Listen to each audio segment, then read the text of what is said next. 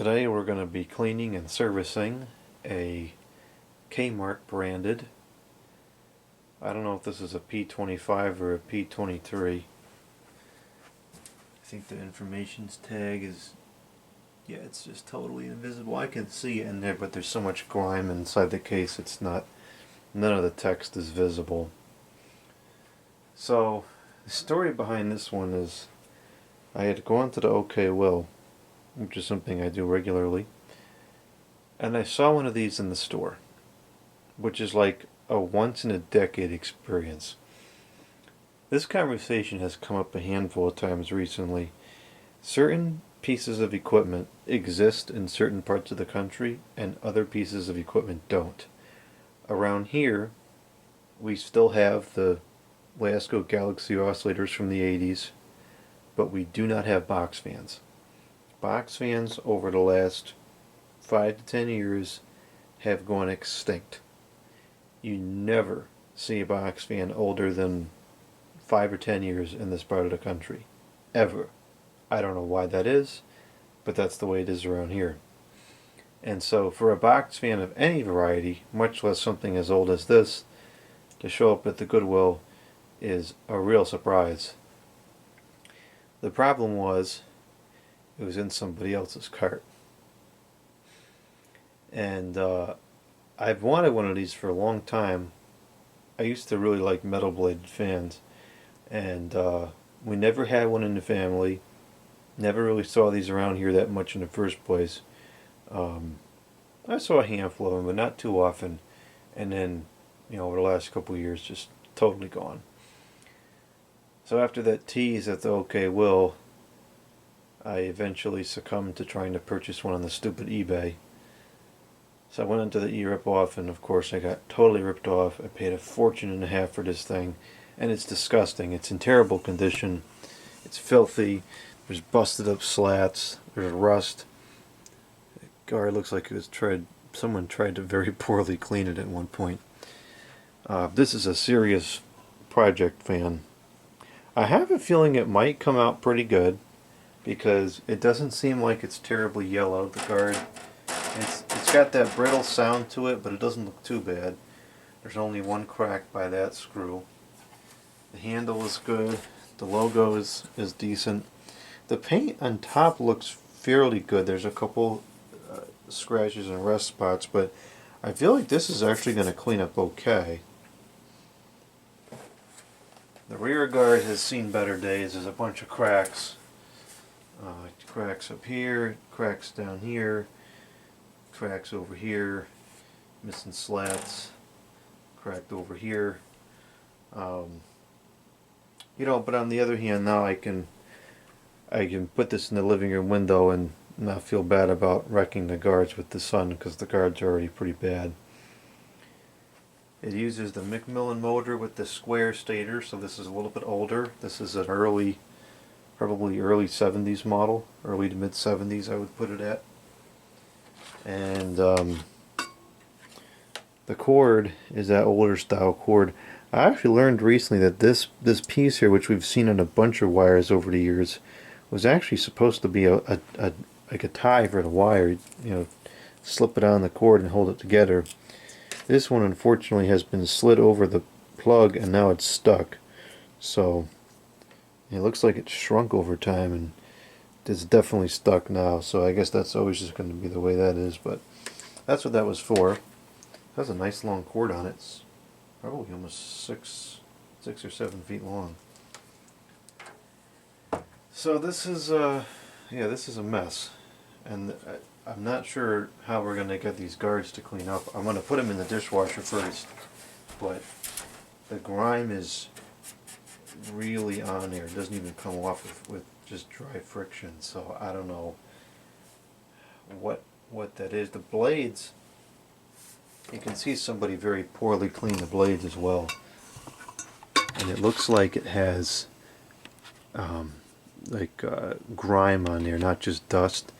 It looks like either automotive shop dirt or potentially kitchen grease or tobacco juice or something that's very hard to clean off. It's on all the blades, and it's going to take some effort to get that off. The blades I'm not worried about. We can clean those up fairly easily. It's the guards that's going to be a pain in the neck if they don't come clean in the dishwasher. And the inside of it's just caked. I'm sure the motor is too. Oh yeah. Oh jeez. The motor is absolutely caked with dust.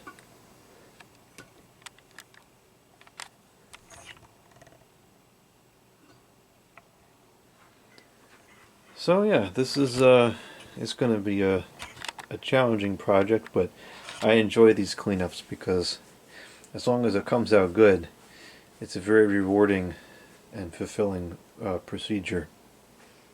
This looks like it was put up against something hot and this actually melted or something. The cord has been rerouted over to here through a busted slat, which is surprising because the slat where it would have originally come out of is not busted, and these plugs do, well, this is on there, but these plugs generally will fit right through there with no problem. It's the newer ones that break the slats, so I don't know why the heck that was done.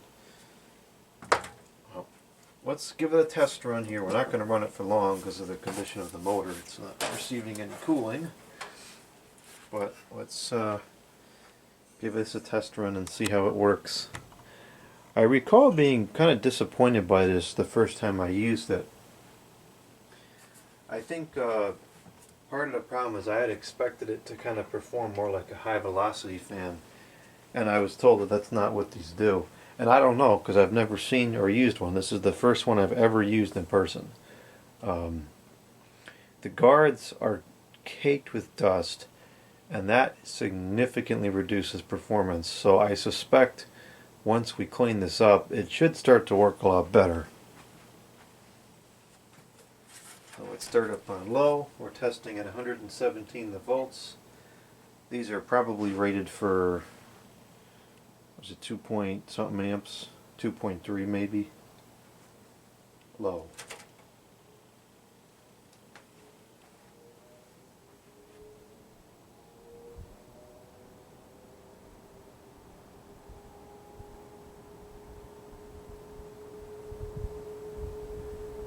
This is extremely high hours, and it still works. A lot of people are starting to dog on these Macmillan motors. I don't know. To me, I think they're pretty good. So the airflow is pathetic at this speed.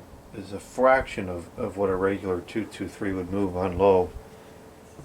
But I am noticing that it seems to throw the air out to the sides a lot more than it does out into the front.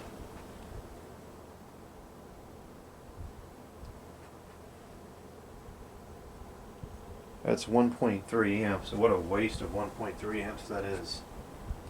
97 the watts with a power factor of 0.63. Yeah, this is not 1.3 amps of air movement. And again, in the fan's defense, it's filthy, it's caked with dust, it's not running the way it's supposed to. So, my opinion of these will likely change drastically once we're done with the servicing. The bearings locked? No, they're pretty free still. They're stiff. I mean, a metal blade should not be spinning down that fast. This should be coasting for like a minute. It's a heavy blade on there. So it definitely needs oil too.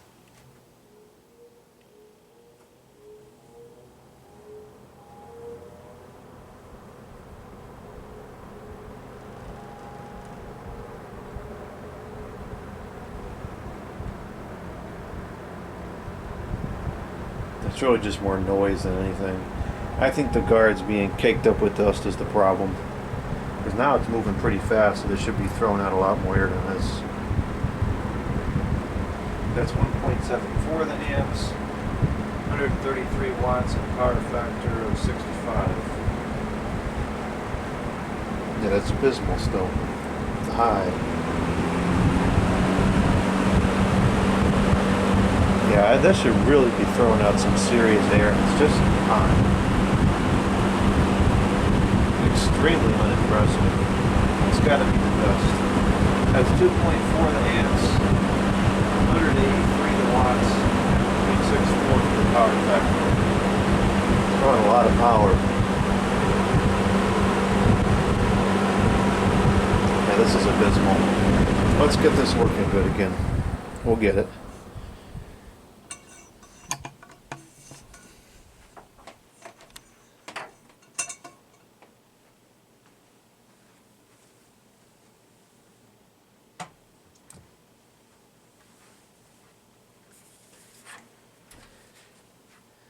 I think this is the filthiest, no, maybe not. This is one of the worst projects I've taken on in this studio here. I was kind of waiting to work on this until I had the dishwasher going because of the way the guards are. So now we've got it going. Thread in there. For the screws.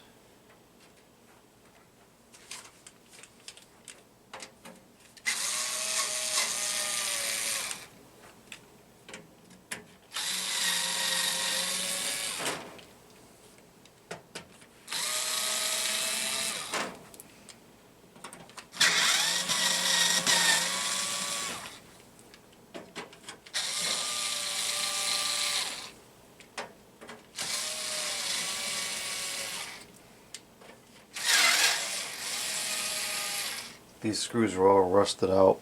I'll probably put these in vinegar and see if that cleans them up at all.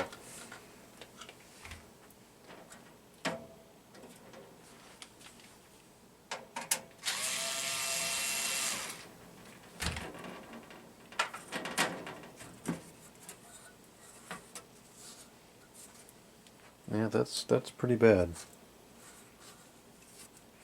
What a terrible job that person did cleaning this up. It's hardly even noticeable that somebody tried to clean it, but you can clearly see that somebody took something and went, you know, in all these slats. Just didn't do a good job at all.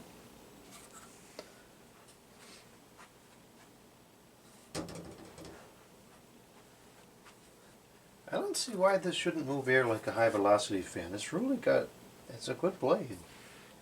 Oh, this is gonna be stuck on there, I'm sure. This is actually very bad because this can push in there and get into the path of the blades. We'll correct that when we put it back together.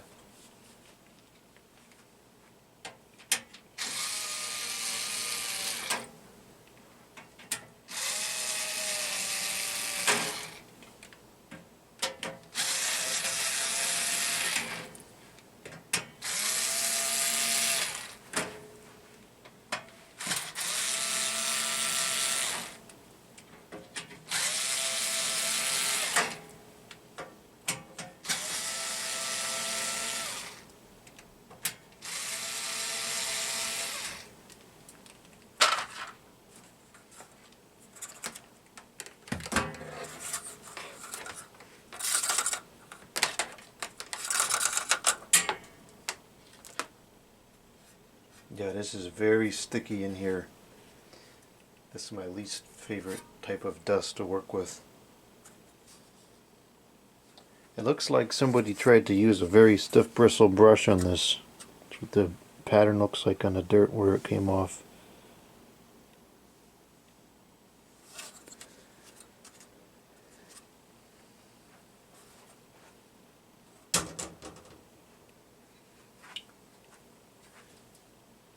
The handle is actually screwed on. I thought they were all press fit. I didn't realize that somebody's screw on. Man, look at the dust up there. Holy mackerel. This is incredibly high hours. And I feel like this was not used residentially either. This was either a garage or an automotive shop or something like that. It's just not household dust.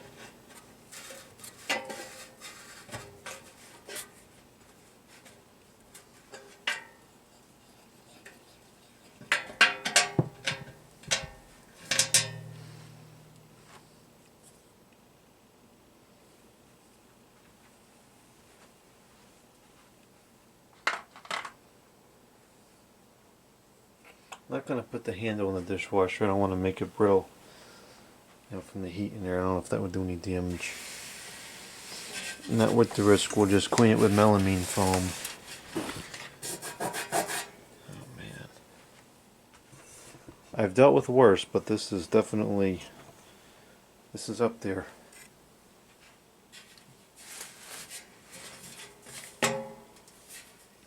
The knob is busted actually. It happens to still work, but one of the posts is broken off the switch and it's stuck inside the knob. Even the knob is just filthy.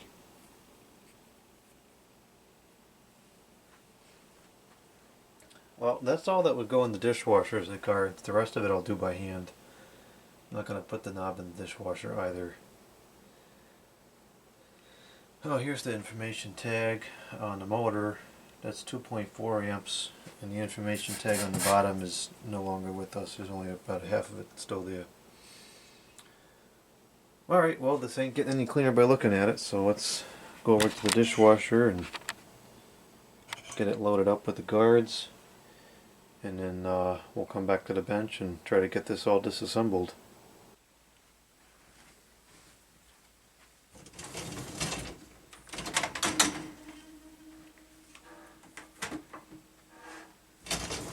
These are so bad, I almost wonder if we should do these one at a time.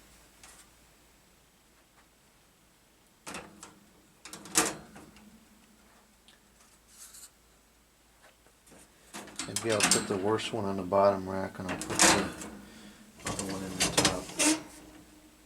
Supposedly the top doesn't clean as aggressively. I don't think we're going to be able to do that because I can't get enough angle on it.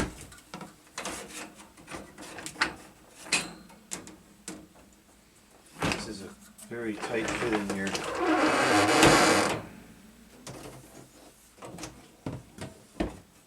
Well, one might be all we get.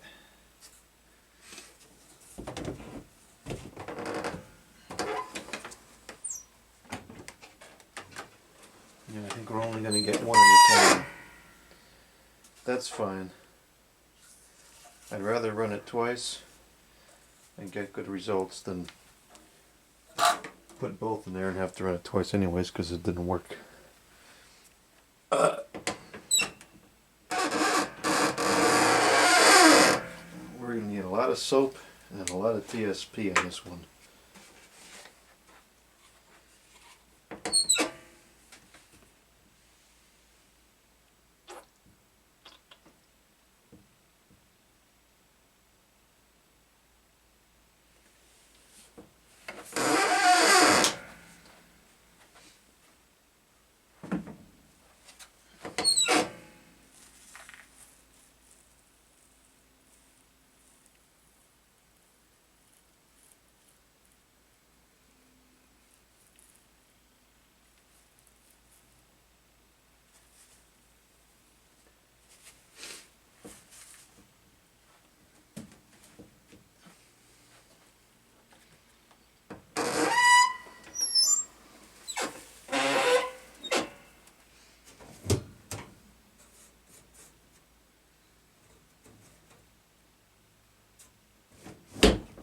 Alright, here we go. I'll run the hot water for a minute.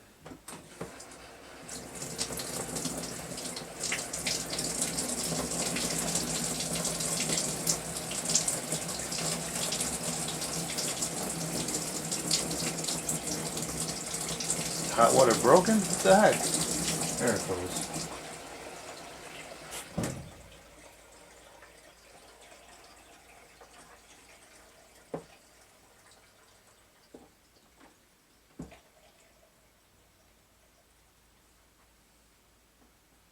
We're going to do pots and pans. That's what I did the first time I used this and it worked really good. I used the normal yesterday. I didn't feel like it worked as good. Turn off heat and dry and put on powered scouring because it's going to need as much power as it can get. And I'll plug up the sink here so we can see what the output looks like. Should be pretty grimy. Alright, we'll come back to this in a little while, and we'll go back to the bench and work on the rest for now. The dishwasher just drained its first batch of water, I guess you can call it. I don't know how you call that. But the water is brown. It's the dirtiest water I've ever seen come out of that machine. So hopefully it cleans up good. Alright, so the biggest challenge here is probably going to be getting the blade off. I'm going to use a puller, a bearing puller, and some people don't like this method. And that's fine. There are multiple different ways you can do this. Some people like to put penetrating oils and solvents and stuff on there to try to break it free. You can use heat to try to break it free. I like to start with the puller. I think it's the simplest way to do it. I've never damaged or broken a blade doing this. Not even plastic blades I've pulled off with this have broken.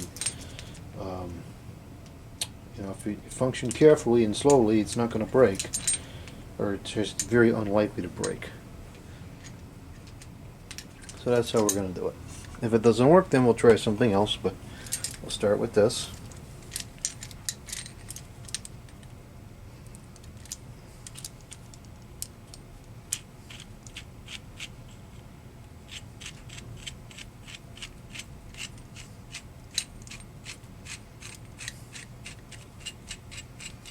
Okay, before we use that, we'll try to take the Allen key out of there.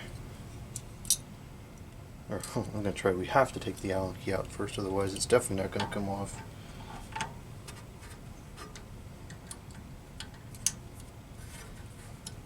Oh, it's very loose. Maybe it'll come off easy then.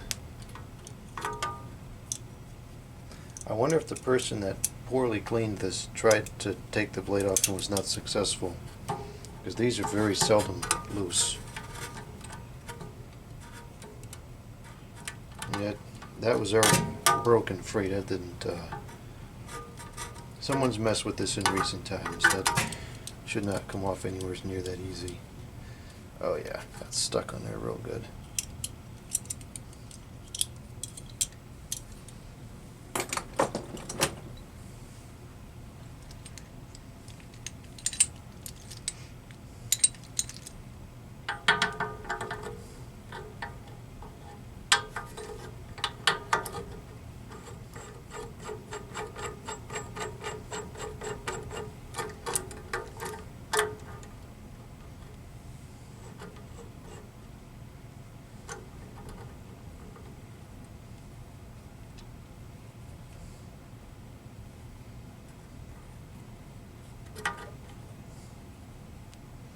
Okay, so now that this is on, now we just very slowly tighten this up. Just go a little bit. If it doesn't start budging, then this is not going to work.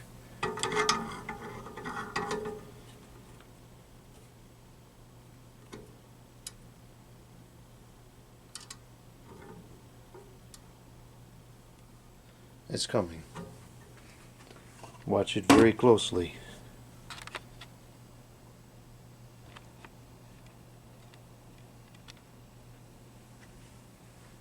It'll slowly move up the shaft. See that? Very easy, very slow, very controlled. This is my favorite method for removing a stuck blade.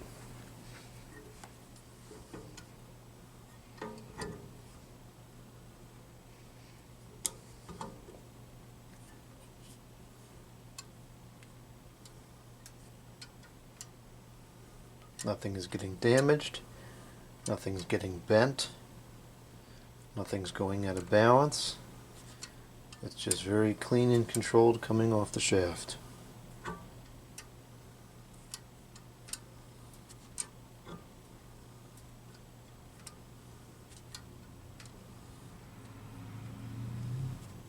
And this is very tight on there. I'm putting a considerable amount of force on here. Or should I say, I can feel that there's a considerable amount of resistance as the puller threads.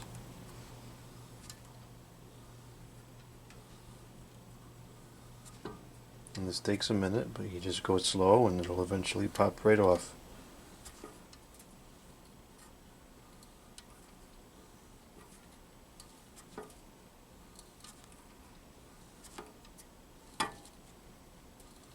Should be getting very close to the end here. You can feel the resistance is diminishing. Alright, so that's as far as we can go. And we're not done yet. Alright, now we've got a dilemma. Because we've gone as far as the puller can push in, and we still have a ways to go. Okay.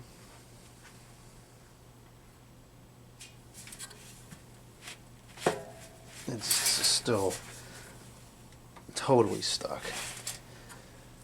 Alright, so we're gonna have to put something in there to space it out, unless I need to find something. I usually use a bolt. Let me go try to find a bolt. Okay, we'll use this. This is a compressor mount for a piece of junk dehumidifier, and we'll use that to transfer the force onto the shaft.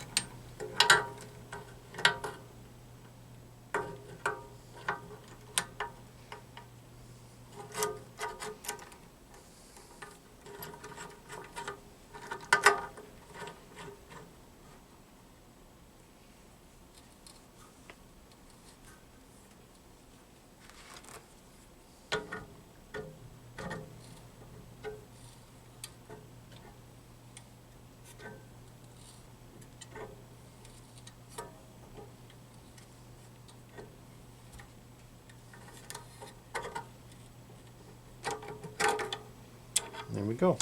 Perfect.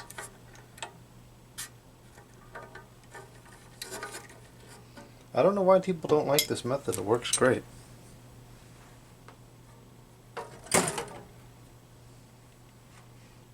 I'm just going to throw that in a box with the pullers because I think that worked perfectly for that.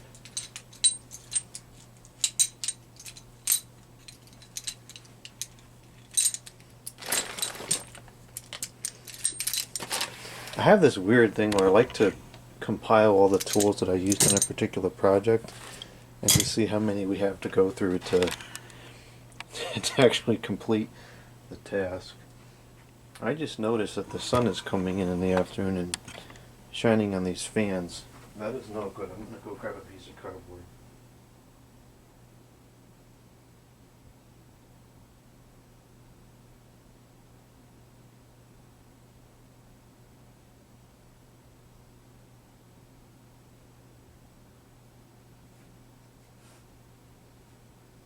Sun and humidity need to be kept off this stuff at all costs because it just wrecks it.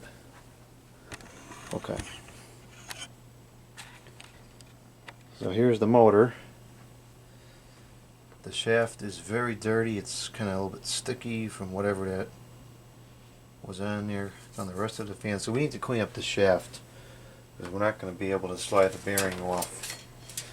We're not going to be able to slide it through the bearings with it like that. So we're going to get some, we'll use some sanding paper and try to clean that shaft up to a nice clean finish.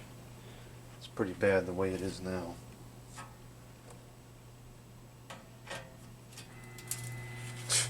Even just dirt flaking off of there.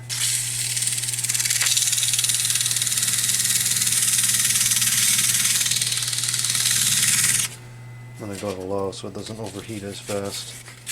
These treated flow motors run really hot.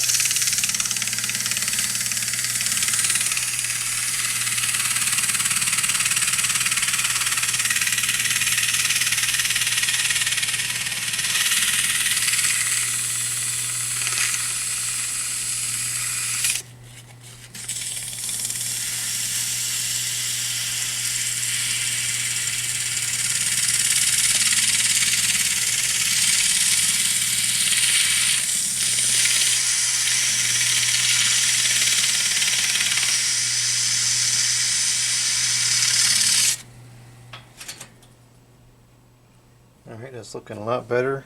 Still got a little more to go though.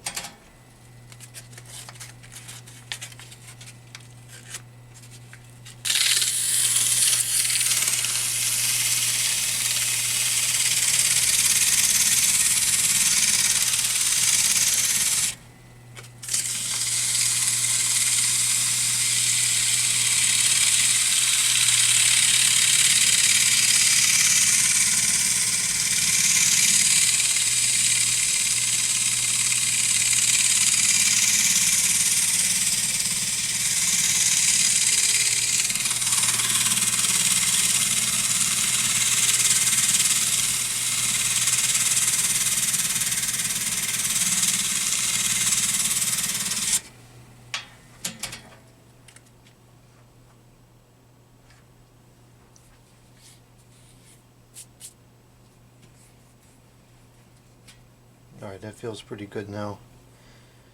Bearing should slide right over that, or the shaft should slide right out now with ease.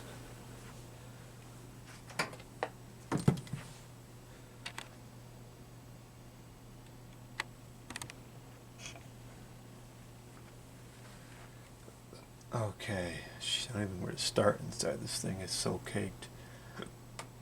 I guess we'll get the motor removed first.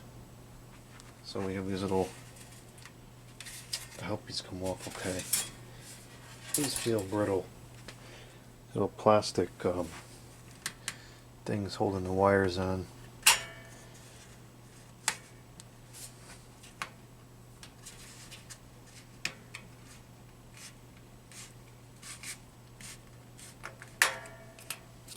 Yeah, they're pretty brittle.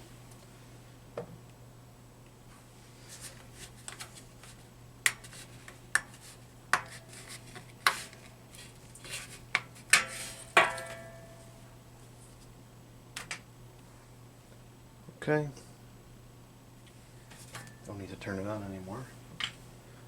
Not until we're done.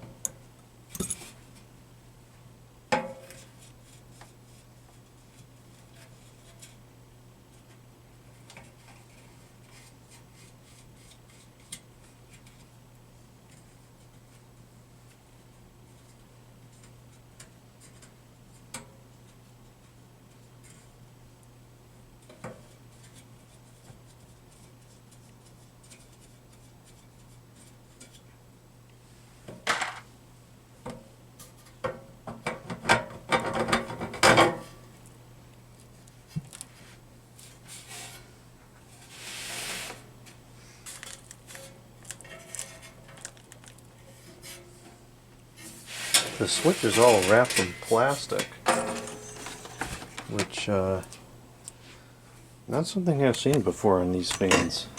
I've seen it on other fans, but not Lakewood.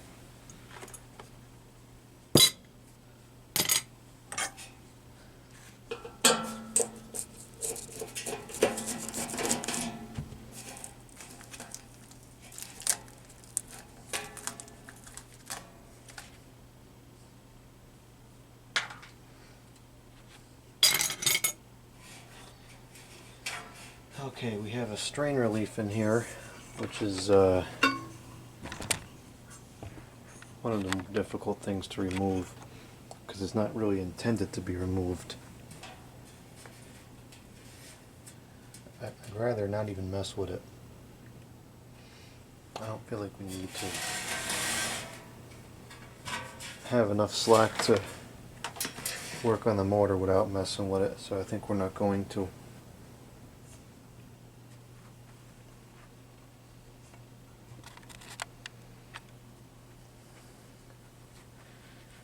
Alright, let's get this motor cleaned up. Good grief. I'm going to get something to put on the table because this is going to make a mess.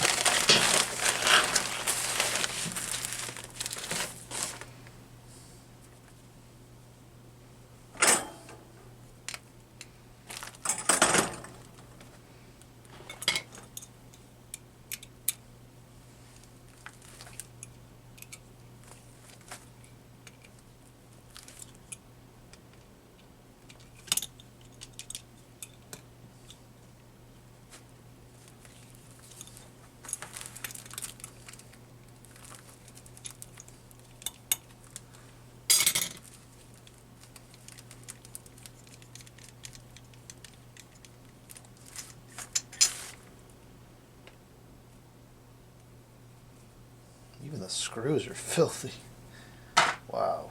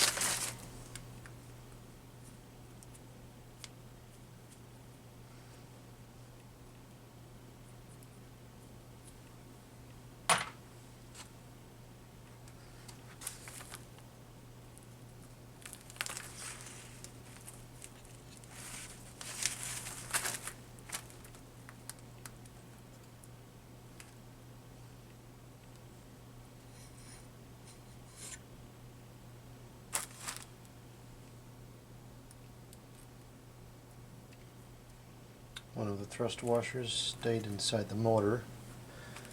Let's get that out and put it with the shaft.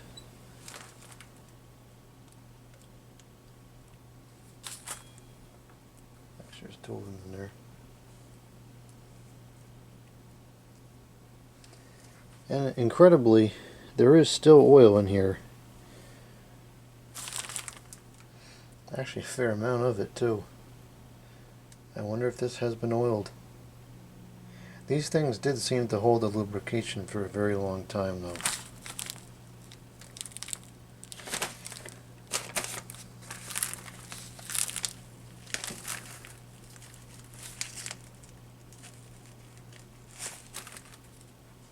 The worst of it's going to be on the other side here.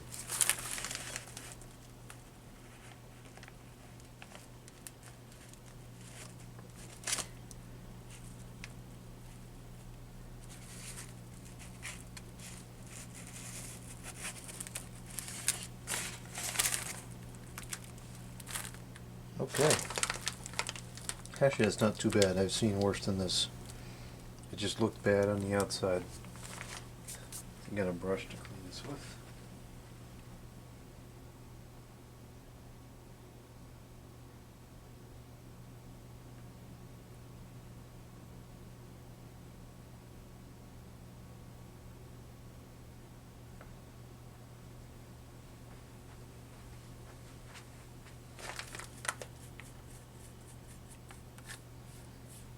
This is going to be tough to clean because it's a very sticky dirt that's on here. It's not an easy just blast it off with compressed air kind of deal.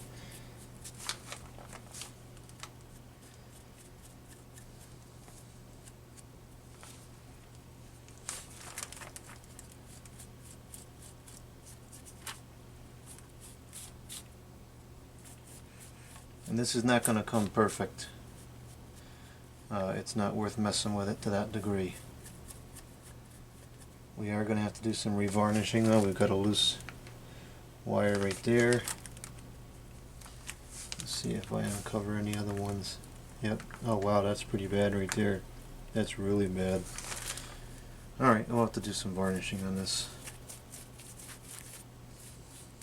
I'll try to get it as clean as possible, but we are limited by what we can do with the windings. There are certain things you can spray on here. Any cleaner that doesn't dissolve styrofoam is generally safe to use on windings.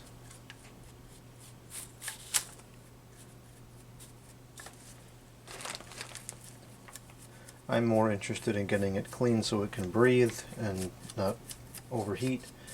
If it doesn't look the best, you know, the whole fan doesn't, so it just fits right in. My restorations focus more on functionality and mechanics than cosmetics.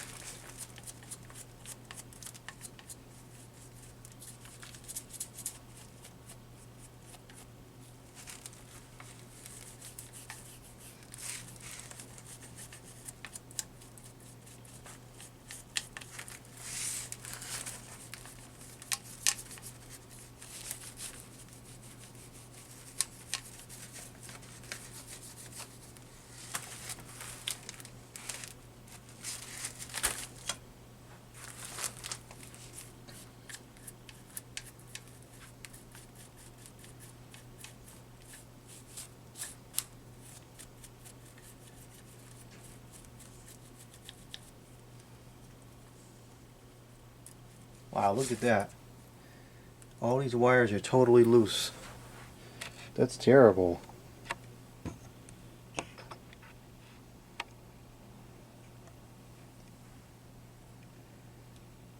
That's no good, because what can happen is the vibration of the motor over the years can cause the insulation on the wires to wear off, and then it shorts out.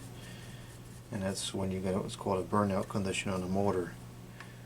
So we're going to have to revarnish this pretty good.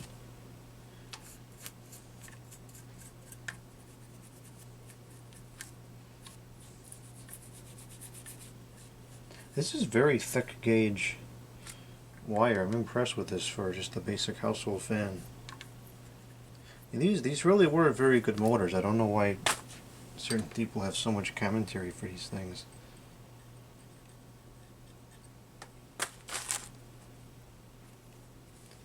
Here's another spot. Might just go over the whole thing then. Take it outside and do it.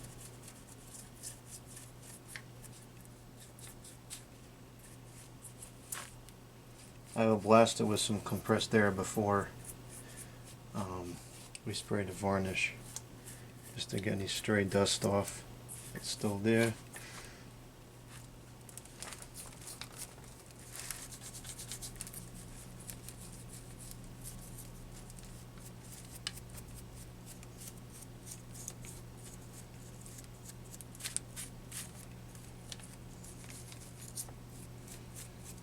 That's pretty good.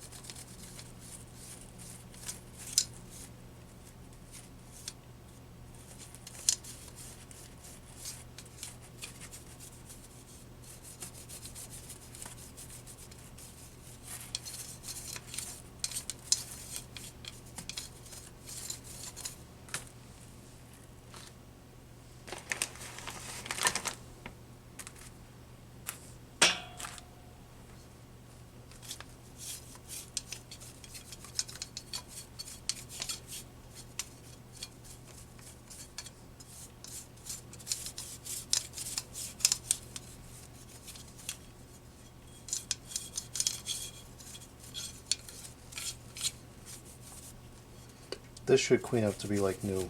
The paint on these motor shells is pretty good.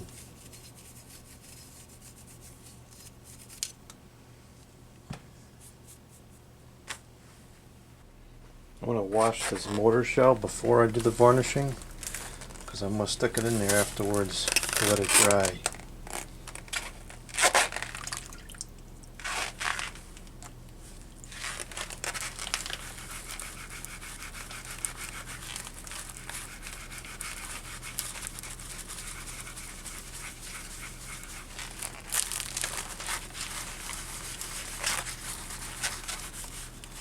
Wow, this is so caked on there, even this is struggling to get it off.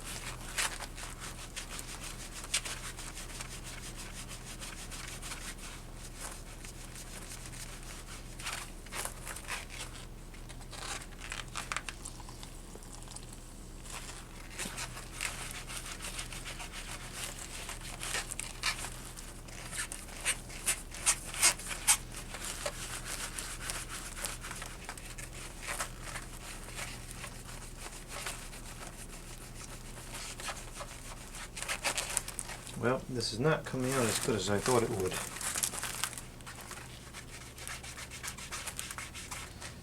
Might be, maybe some of this is rust as well.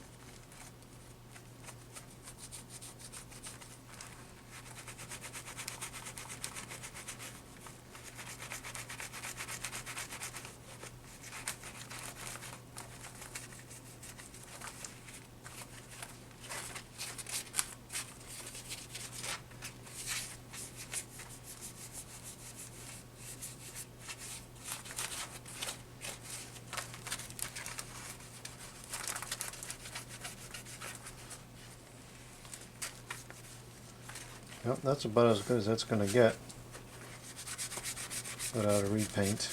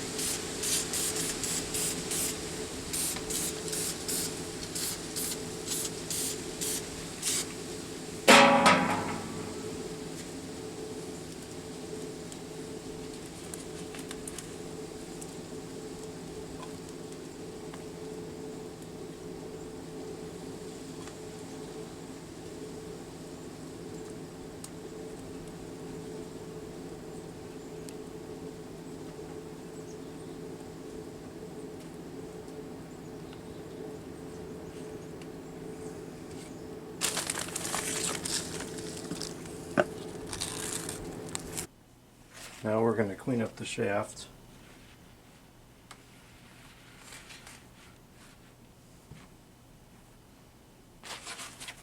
I'm sure there's a lot of people that don't like the way I just varnished that motor, and that's fine. There are valid reasons to not like the way I just did that. But at the end of the day, the objective of that is to keep the windings tight together so the wires don't vibrate. And it'll accomplish that purpose. Technically, it would have been better to meticulously clean the winding, because in theory we varnished in some dirt, but it really doesn't make any difference to me. So we got some thrust washers we're going to clean up, and then we'll go and polish the shaft on the lathe. Got these little felt washers here which we can probably fill with oil. There was no bearing issue before, it was just a little bit stiff from years of no service. So there's not too much work to do here.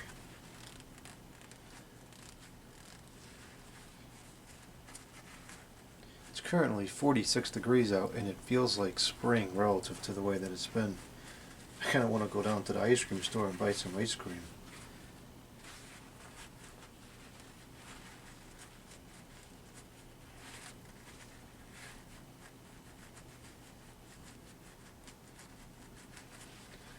Back has 2 thrust washers.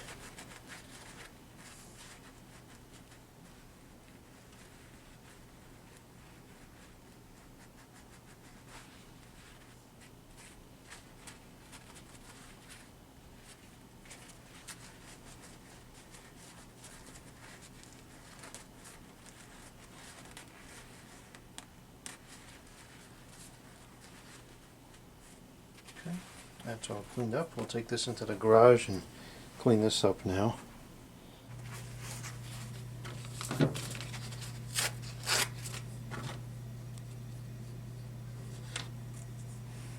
Simichrome polishing pasty.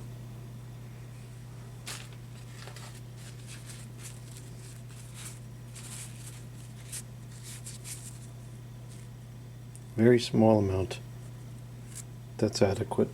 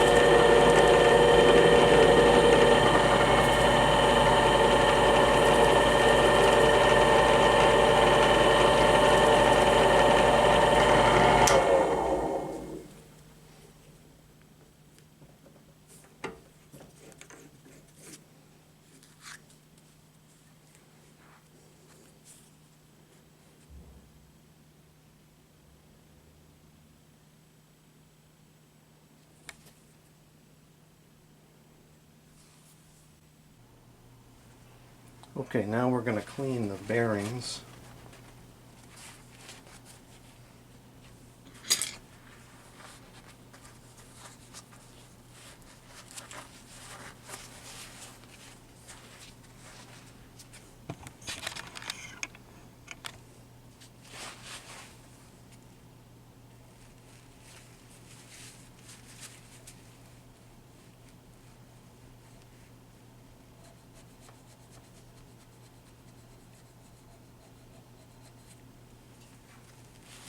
Not too bad. Didn't expect to see much come out of there.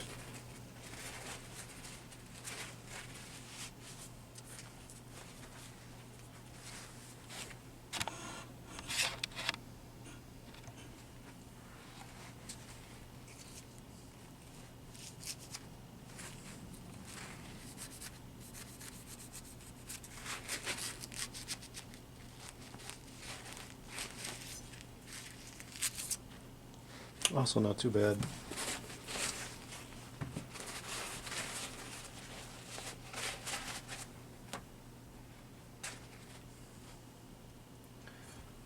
Well, I guess compared to the way it looked before, the mortar shell did come out okay.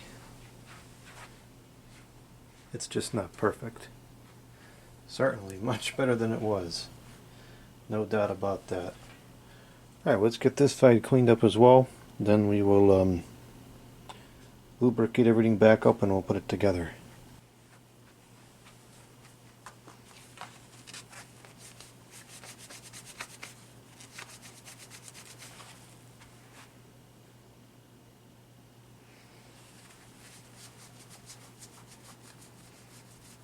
I have found that the melamine foam does not work the best when it comes to this greasy type of stuff, which is what we're dealing with here.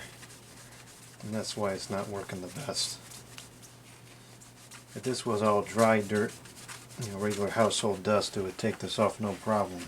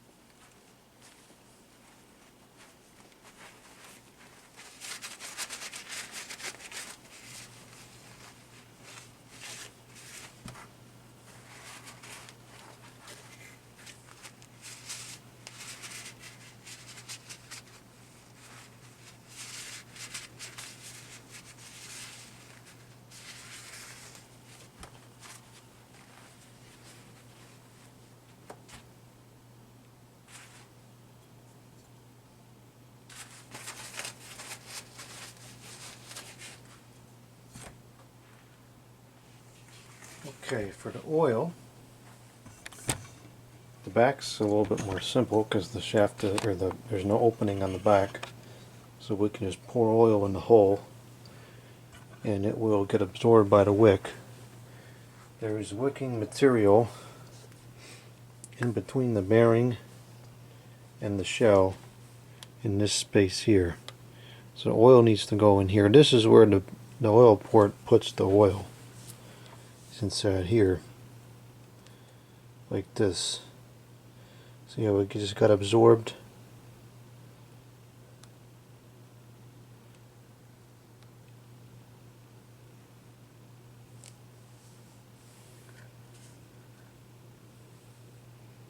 Go all around the outside here and fill this with oil.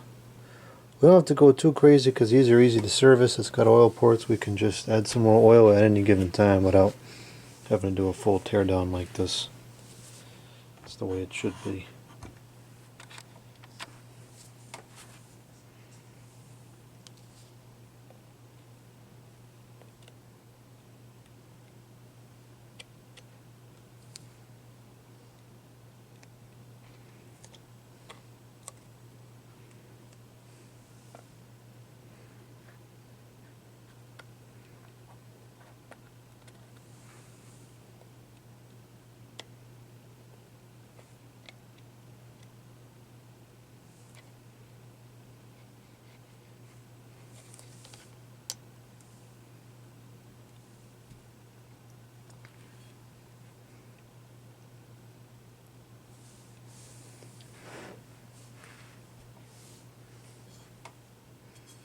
Oh, bits of something flung in there, I think, when we were cleaning it. We gotta get that out. Don't want that in there when we put it back together. That would not be of any benefit. Okay. Yeah, the bearing looks like it's in good condition still.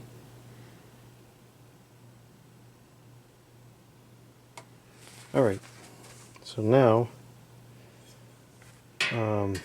we'll oil up the shaft and stick it back in and close up the motor.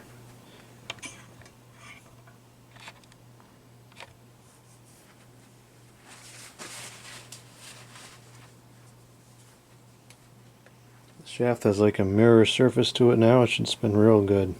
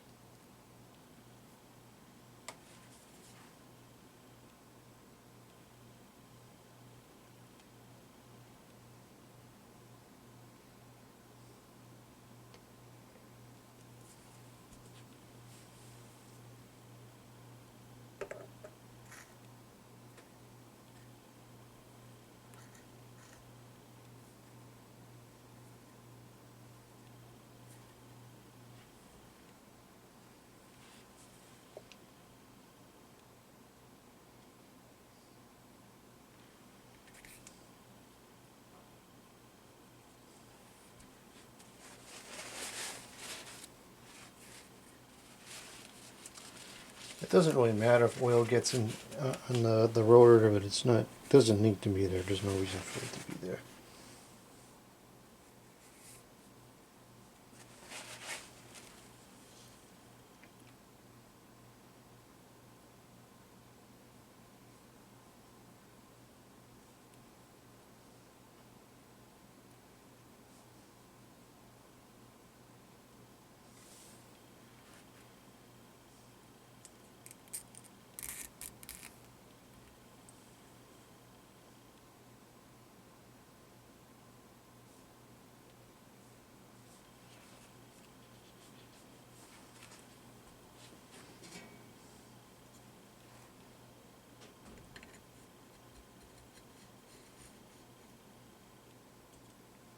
Okay, now when we assemble this, we want to make sure the oil ports face up, otherwise you're not going to be able to use them.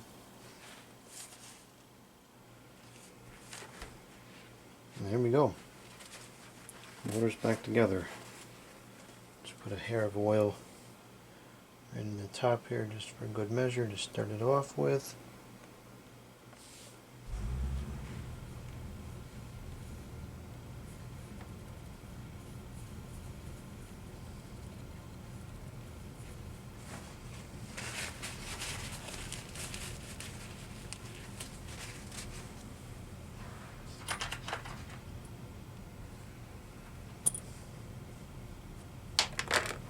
Ugh.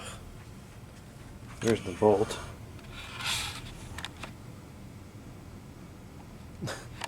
Can't make this stuff up.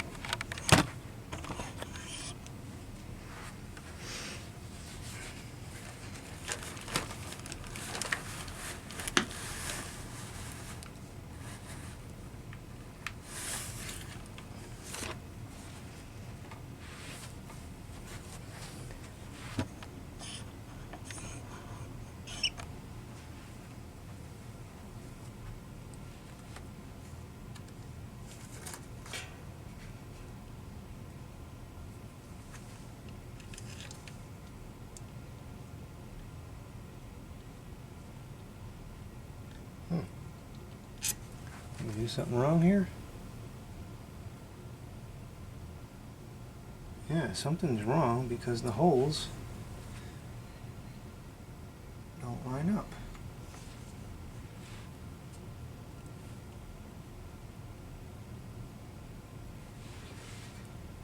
Okay. We've got a goof here. The shell is not lined up properly.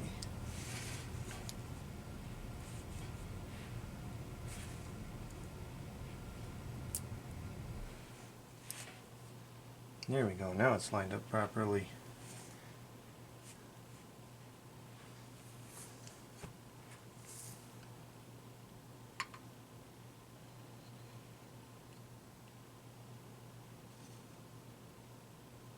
That just glides so nicely.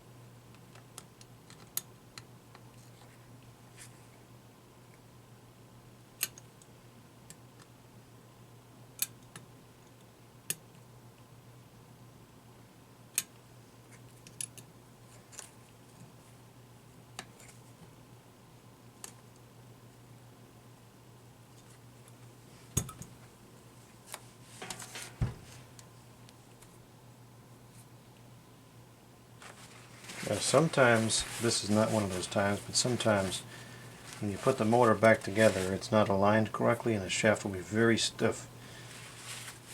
What you would need to do is just take a screwdriver and just kind of tap the shaft like that a little bit and it'll line right up. But this one's pretty good. You would just, kind of do something like this and that aligns it.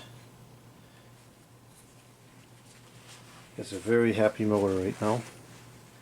Much better than it was before. I don't feel any play in the bearings at all. Even after all those hours, this is still perfect. I don't know how people say these are bad motors. Varnish gave it a nice shine too. It looks better. It's ready for another 20,000 hours before the next service point probably. As far as I'm concerned, these fans are pretty much indestructible. I have never personally seen one of these give out. There are reports, there are videos, but I have never personally seen one give out. We have a problem here with this setup, and that is that the power bar keeps tripping off, and I think it's heat related. The dishwasher gets hot during operation, which is normal because it's using hot water. The whole cable, everything gets hot. The power bar gets very hot, and I think that the circuit breaker is probably thermal based, and so it trips off. It's happened a couple times now.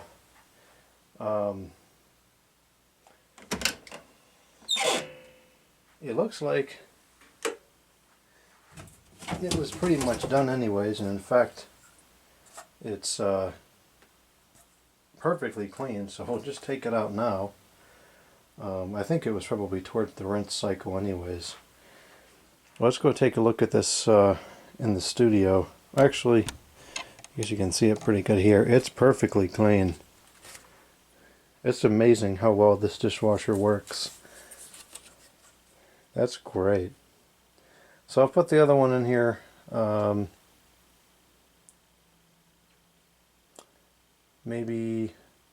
Probably tomorrow. I have to do some things later today and I don't want this running unattended. But this cleaned up very nicely. I'll do a quick side-by-side comparison of these two.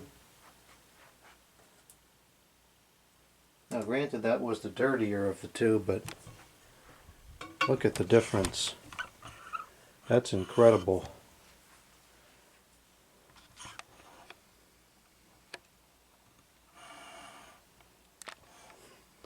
Wow.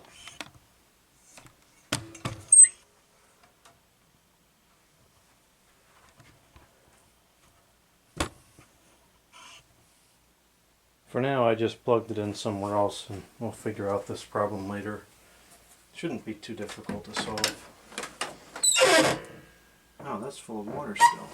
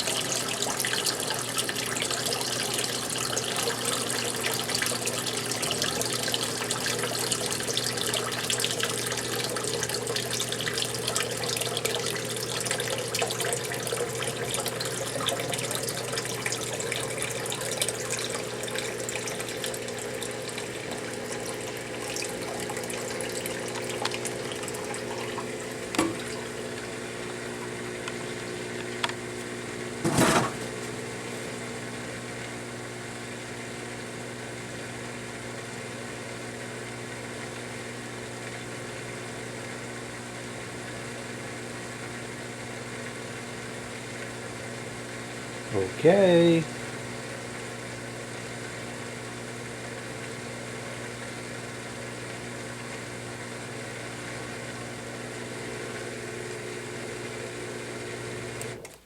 drained.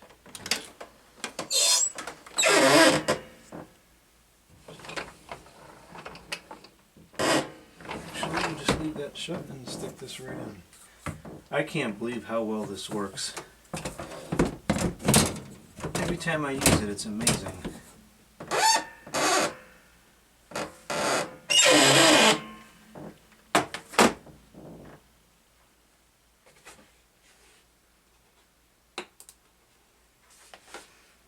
I always wanted something like this when I was at the old studio, because trying to get a guard to be in that cleanliness, you know, by hand you're looking at hours and hours of work.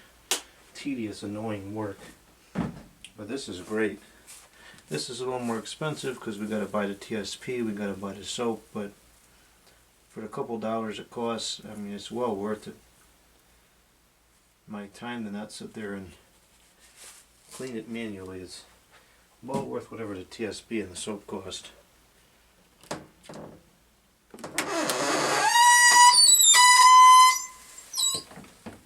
Get some oil in here somewhere.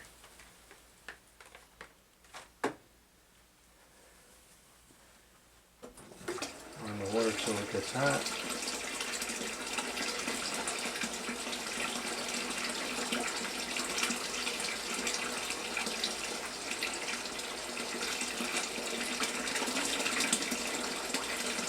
Water's hot. There we go. I think that the pots and pans mode works the best, because I tried normal yesterday and it did not clean up very well, and now it cleaned up very well, and this card was even worse. So we're always going to use pots and pans and power scour and no heated dry. We just don't need that. I don't want any extra heat in there than we need the cleaning. There it goes. Brilliant. Alright, so let's get started with the blade. See what we can do with the blade. And I realized when I was looking at the last video that the camera positioning would be better if it was on the right side. So I'll have to figure out some way to mount the camera, because I can't, the tripod's not going to go over there. So I'll have to see if I can get like a clip mount or something. I used to have an apparatus that would convert this, you know, the tripod mount that this camera takes to like a GoPro style mount. Now I have clips for, but I don't know where that is. That's something I have not used in a long time. So maybe I'll just order another one, because I do think that I need it for this use case. Okay, the objective with this is going to be to make it look better than it does now. We are not going for perfection. We're not going to achieve perfection.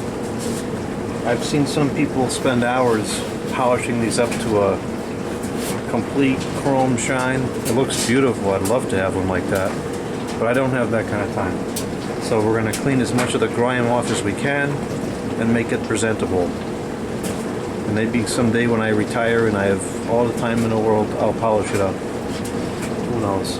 I don't know if these were originally shiny or not. It's possible. Let's get this water out of here.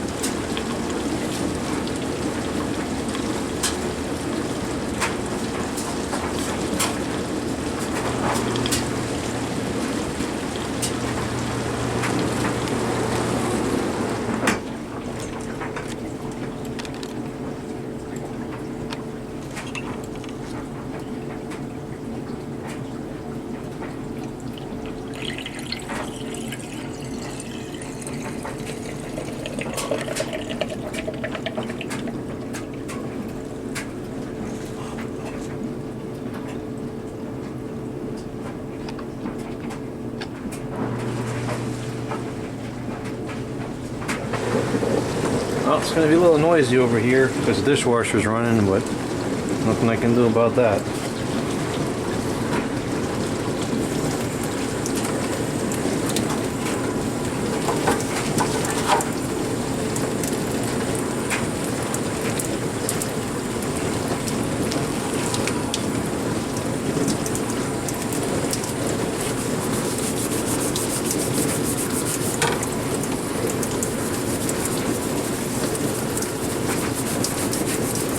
Whatever this is, it's on here real good. Even this isn't really interested in taking it off.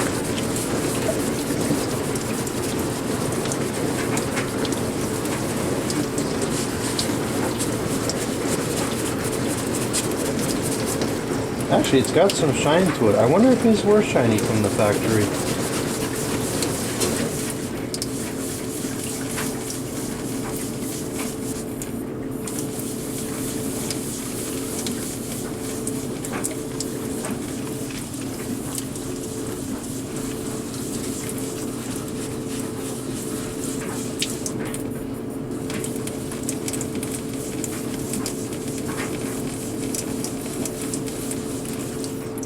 We're making some progress here. Just gonna take some time, that's all.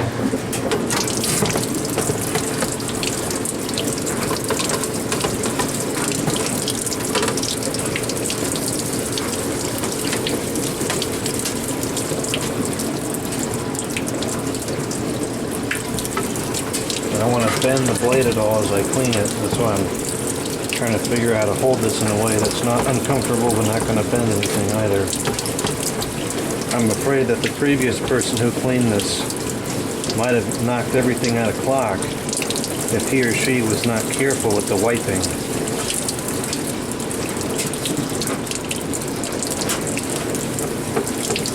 Now, based on how poorly it was cleaned, I'd be willing to bet that it was a haphazard job, and potentially the blade is out of clock.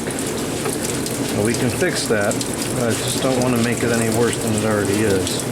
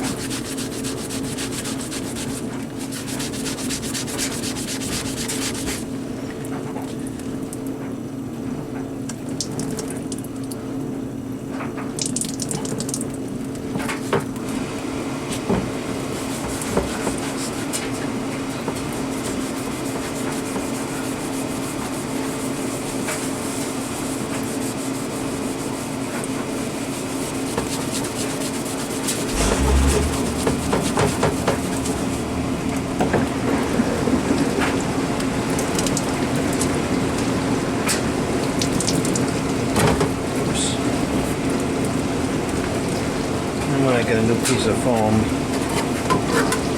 might have to go through a couple on this job.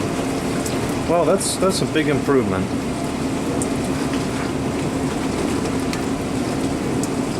Get some shine back.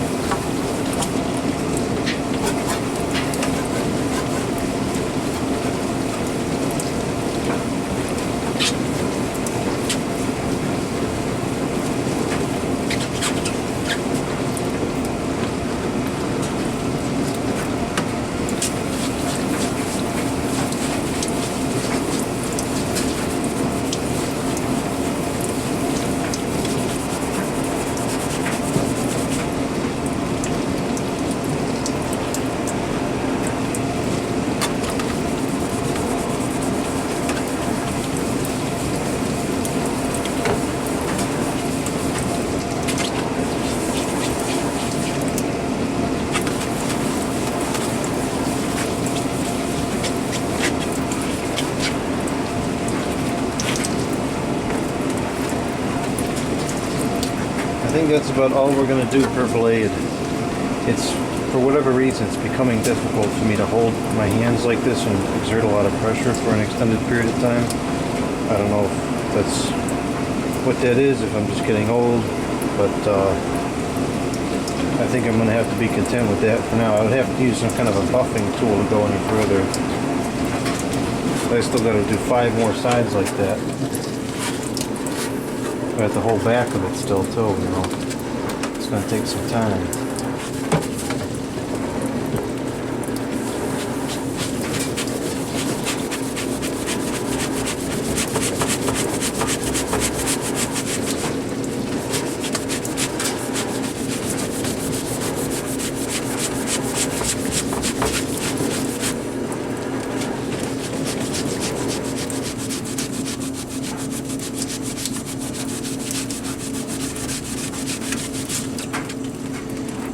This project, unfortunately, is going to go through a lot of foam. At least it's cheap.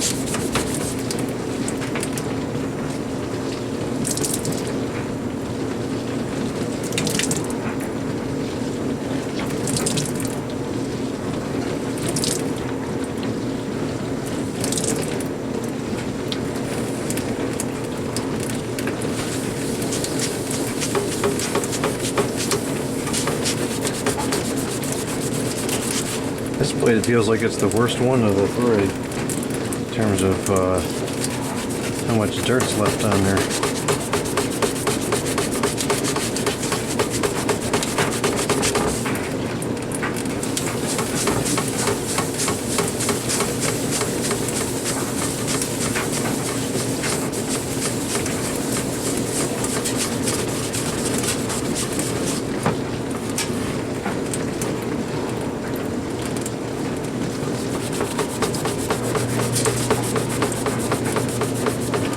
Can't tell if we're getting some surface rust or that's just Very difficult to get off grime. I think there might be some surface rust.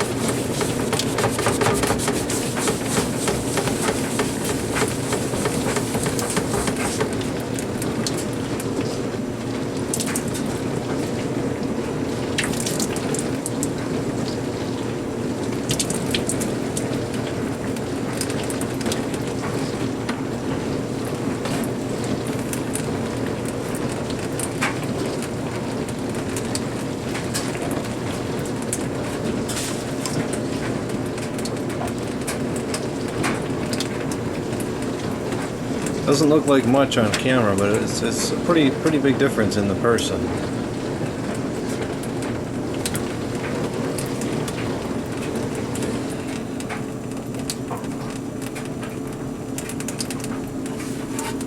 He's really doing a number on my hands here. I might have to take a break.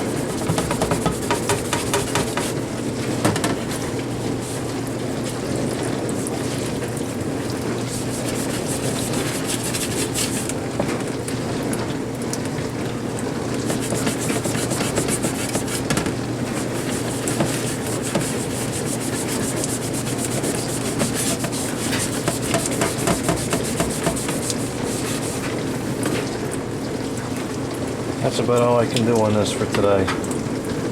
I'll have to revisit this at some point in the future with a polishing wheel or something. I just can't do this by hand anymore.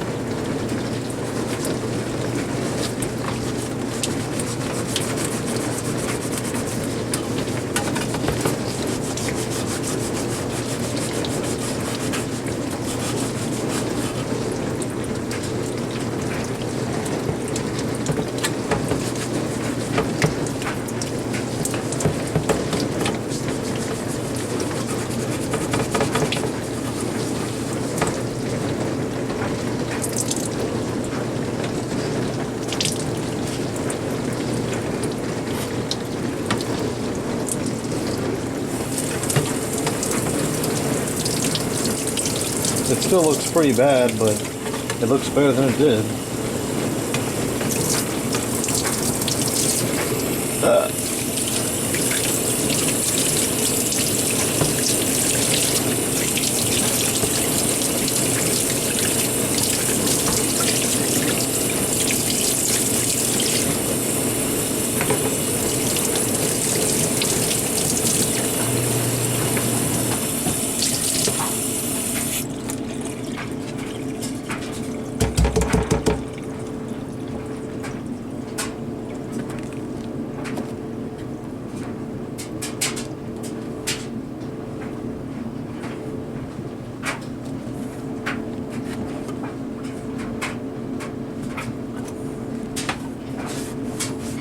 With the right equipment and the right amount of time, this could definitely be improved.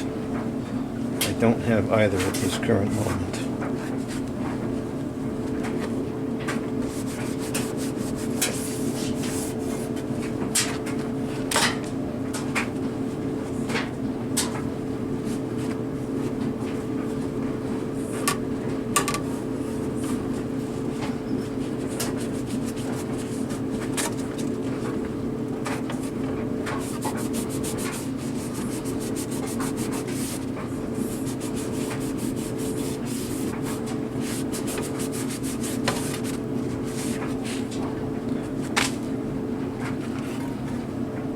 Alright, now for the handle and the switch and those wire holding pieces.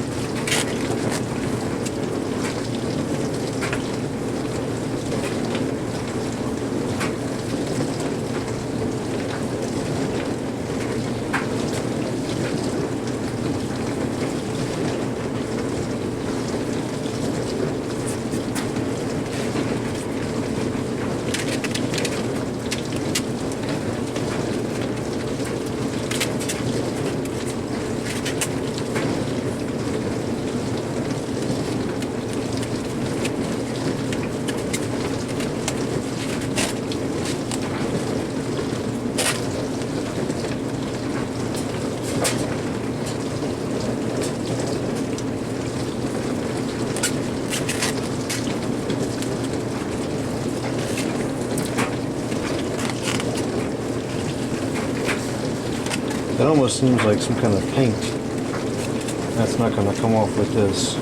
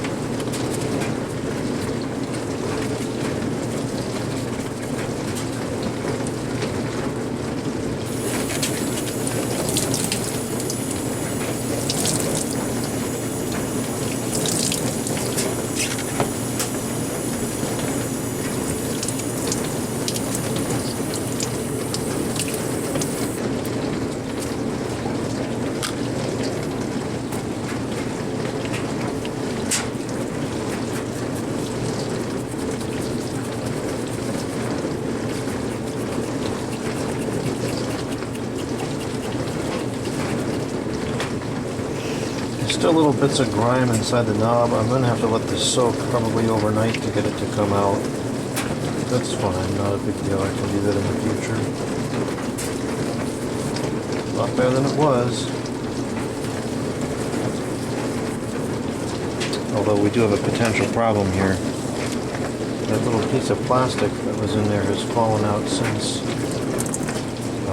Hopefully it's somewhere at the bench. It's not in here.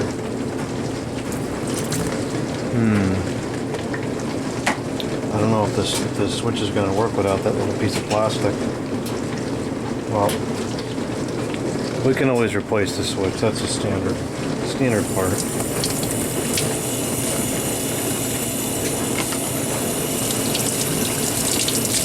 The whole reason why I didn't put this in the dishwasher is I didn't want that to come out. And now it fell out somewhere in between here and the studio.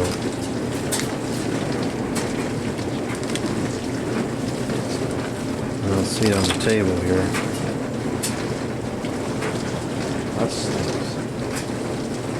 That might be a problem.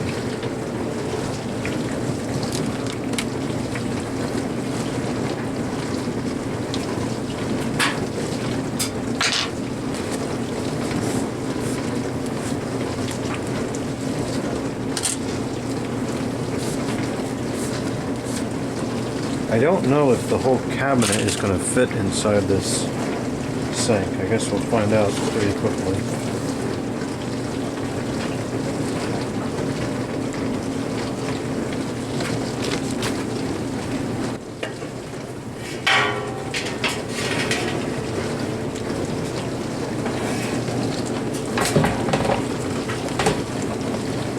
It doesn't. So that's going to complicate things a little bit.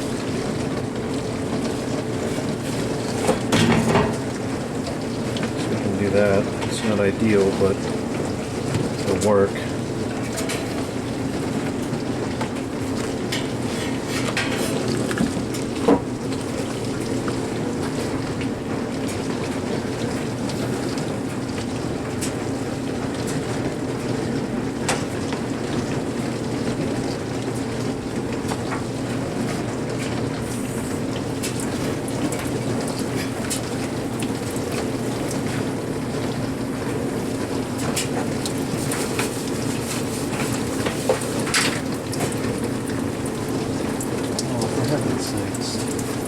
Stinking brush keeps falling, and it always falls so far behind it's like it falls and it bounces away from the thing and I can't get it.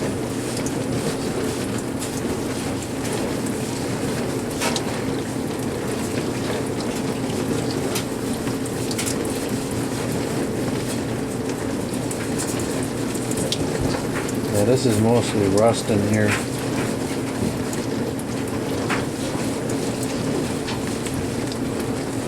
I can really do about that without a full repaint.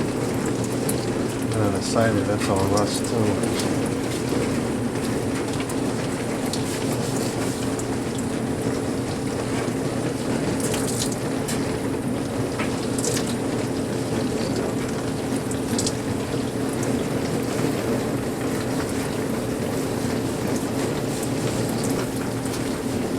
Somebody attempted to wipe out the inside of the cabinet here, but did a pretty lousy job.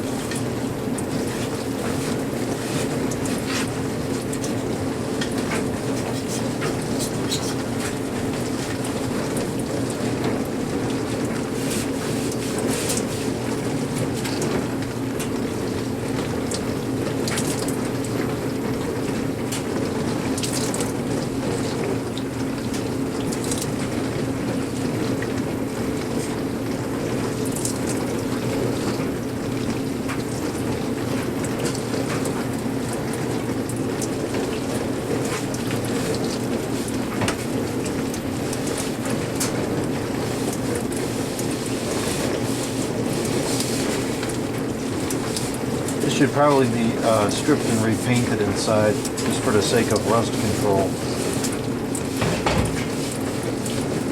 And it's pretty deep in some spots. It's not just only surface rust.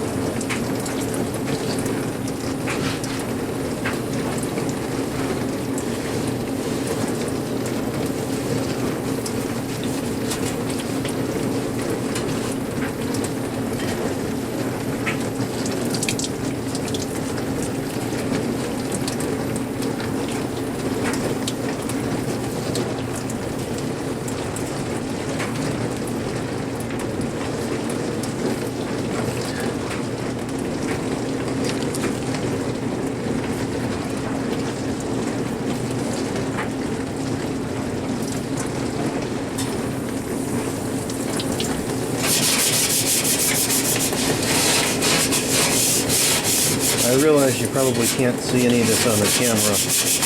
I gotta figure out how to mount the camera on the right side. There's nothing really to see right now anyways.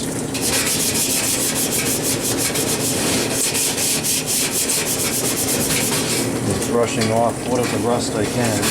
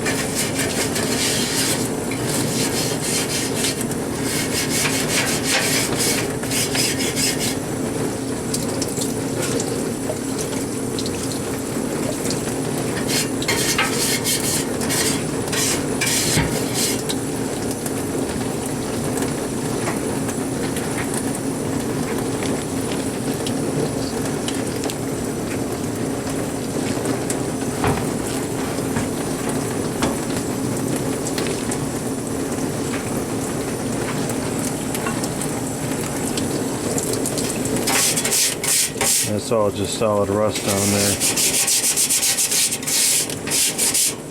Probably a little bit of dust mixed in, but not much.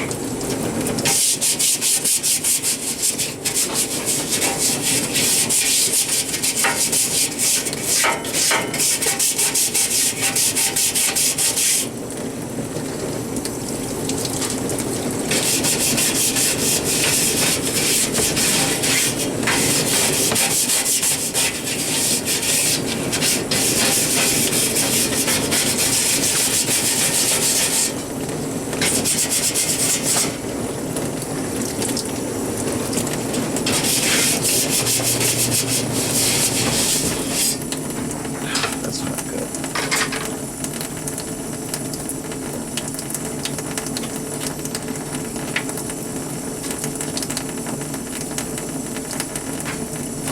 What's happening now is the sewer pump trips out the power bar with the dishwasher running,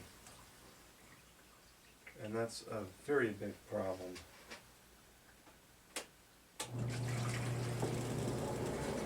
I'm gonna have to just plug up the sink for now.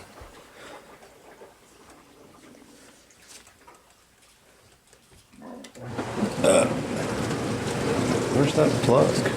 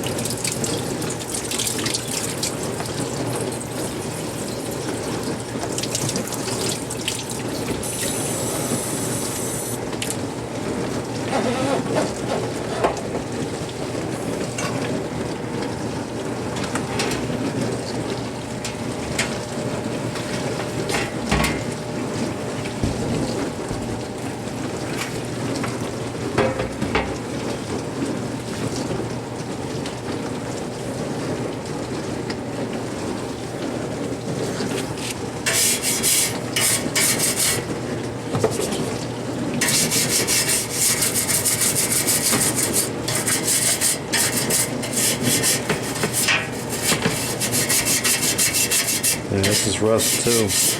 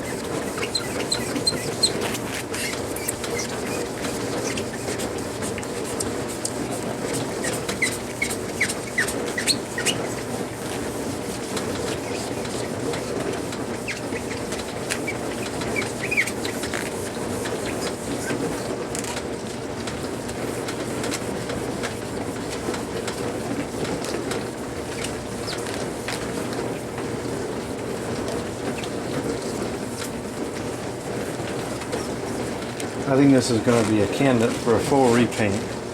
There's just a lot of dings and scratches here that aren't coming off. I think it's because the paint's been taken off.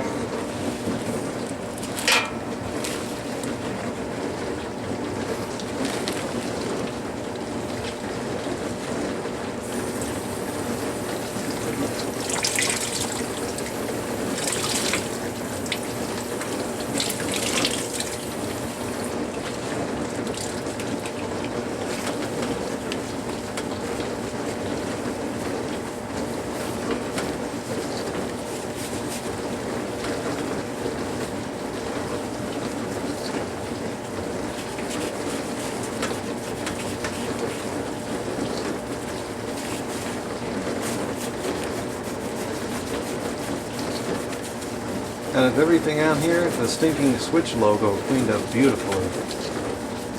It's brand new. Which is great because that's probably the only thing I can't replicate. You know, I can get a very similar paint color. Can replace the guards if we had to, but we can't get a new logo.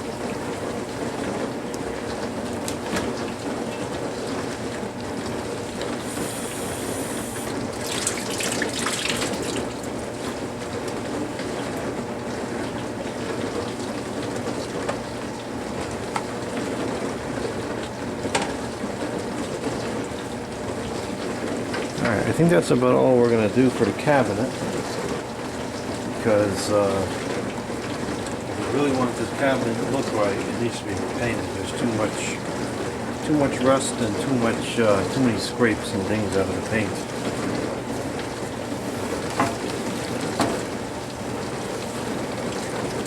It looks a lot better than it did.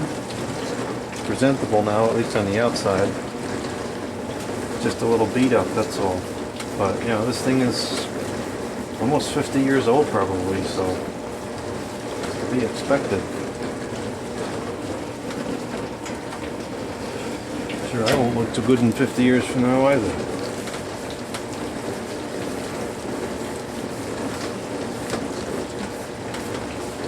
Although, you know what, you never know. I've come across some people in my adventures that are 80 and you wouldn't put them a day over 50. I had that encounter over the summer with the guy I bought air conditioner from.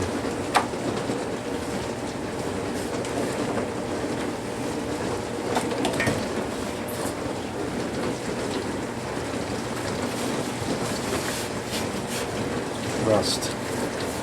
A lot of rust there, but it's not all the way through the cabinet. The cabinet can certainly be saved. Just a cosmetic issue. For now, it's a cosmetic issue.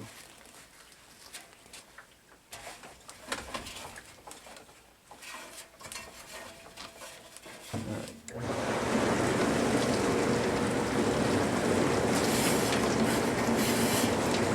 Let's see if we can wash the cord a little bit. And that'll be it for the cleaning, which is good because I'm getting very hungry.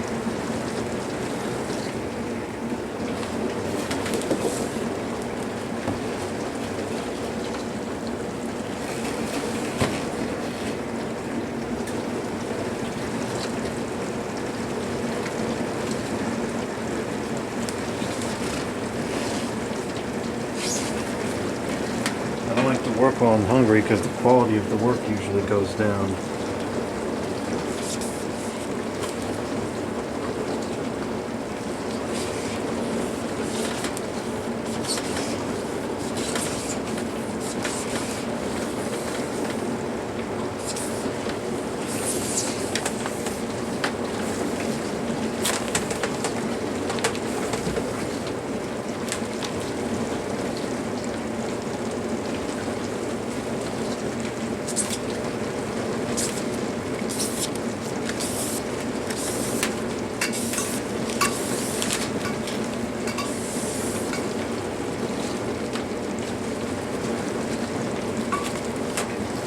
Cord is very yellowed.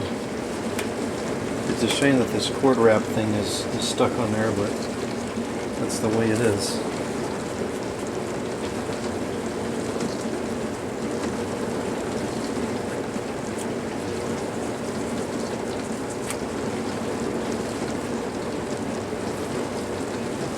I feel like any attempts to get it off would just ruin it, so we'll just leave it alone.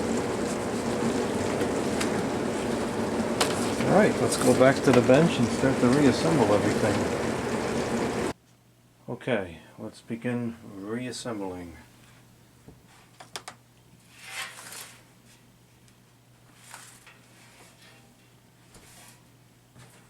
These strain reliefs make me so nervous.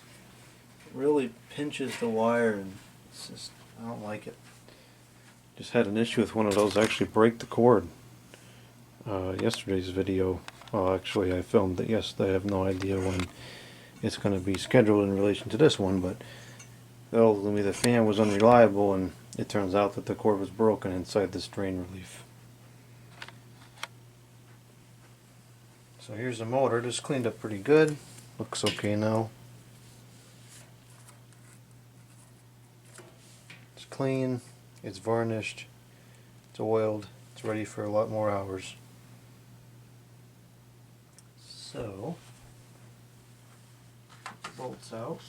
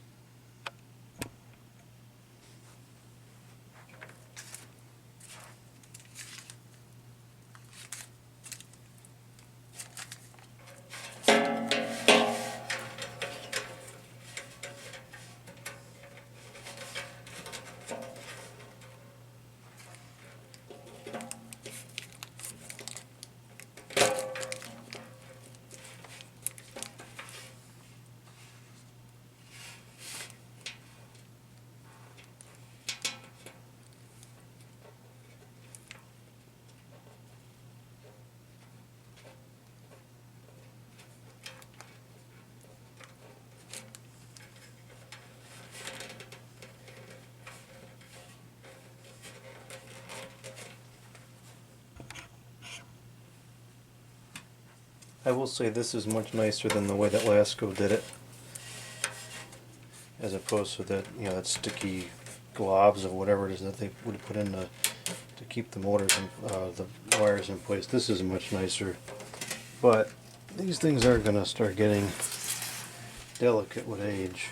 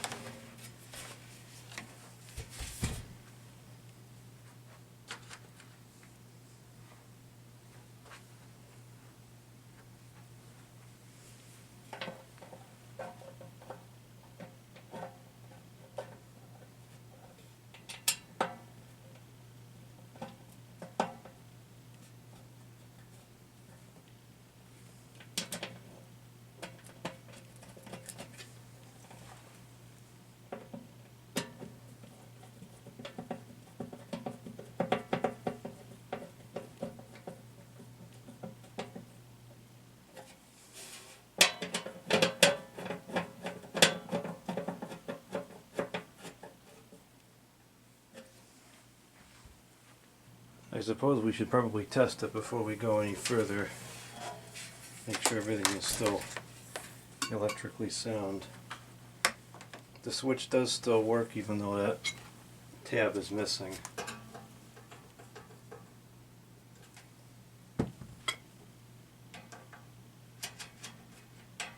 Although it's very loose now.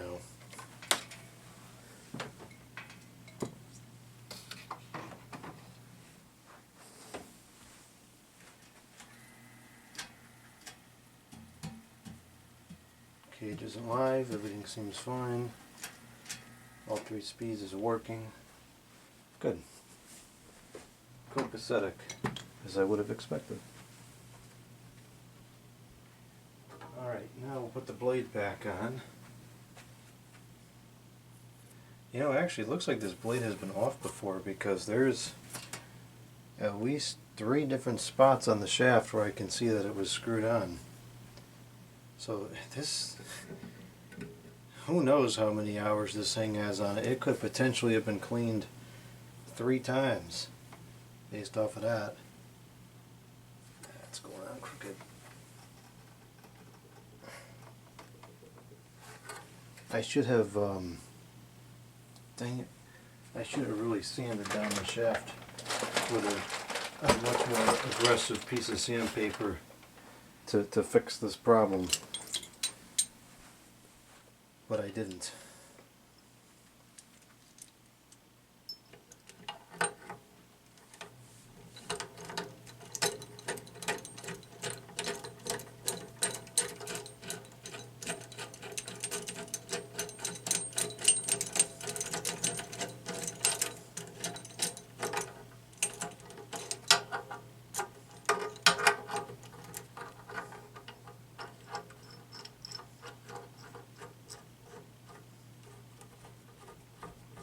Moving very easy now, nothing like it was before.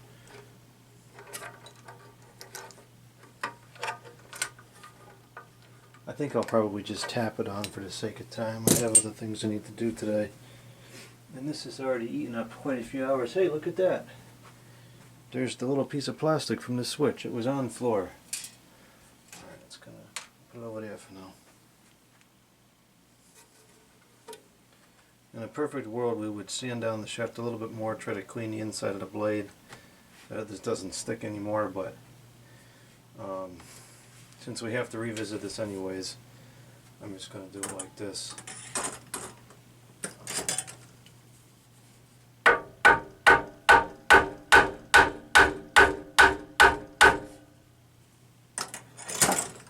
Not the best.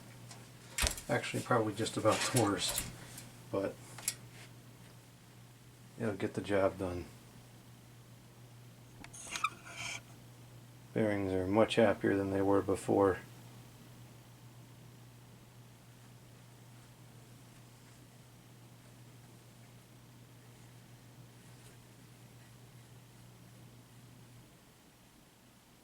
Excellent, that's the way it should be.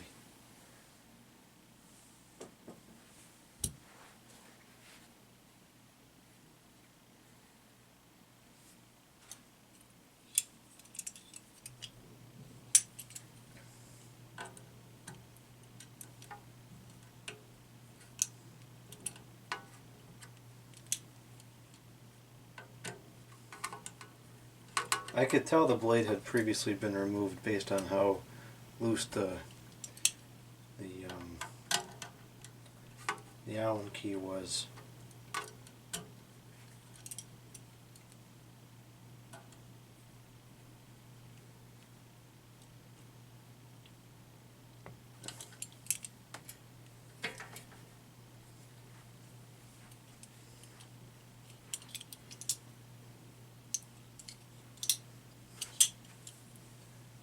Well, I suppose what we can do is we can put the front guard on and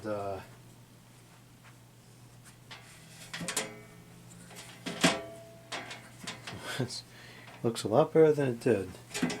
We can kind of test it out. I don't know how much longer that dishwasher has to go, but we can get a pretty good idea of how it's going to perform if we just put this on. I'm sure the rear guard will restrict some airflow, but I would expect that the front guard is what causes most of the restriction.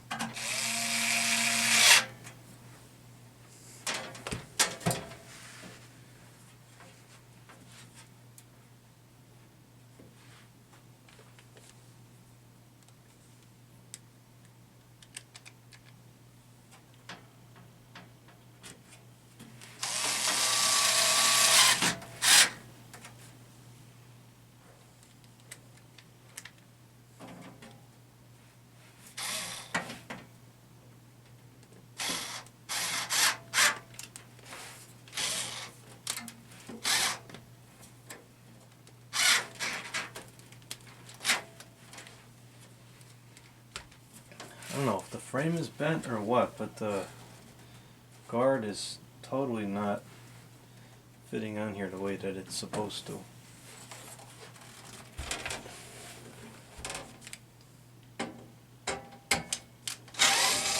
I wouldn't be surprised if the guard is bent. Or if the frame is bent. This thing was clearly used in some kind of harsh environment.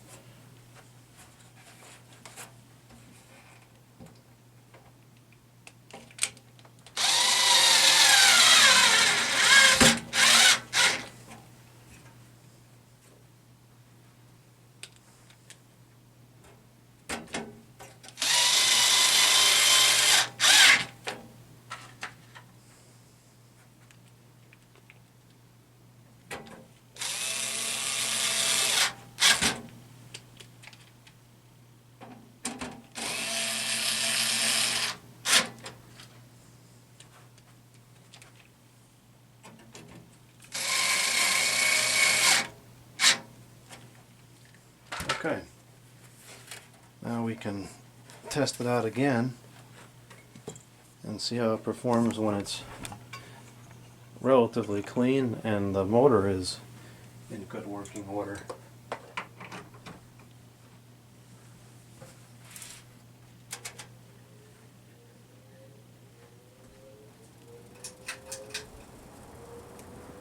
It even sounds better.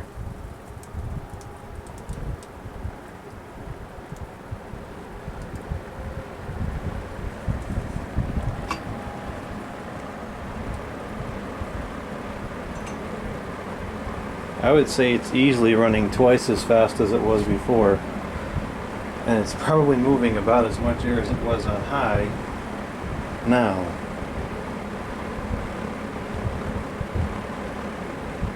Wow, it's like a whole different fan.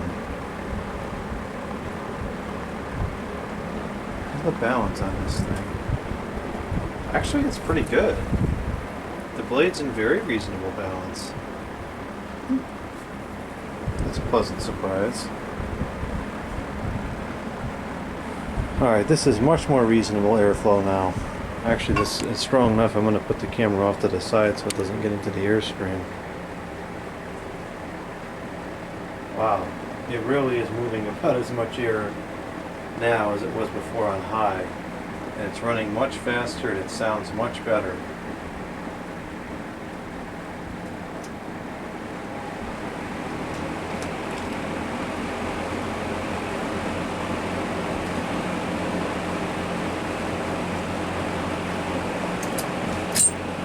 Now this is plenty powerful.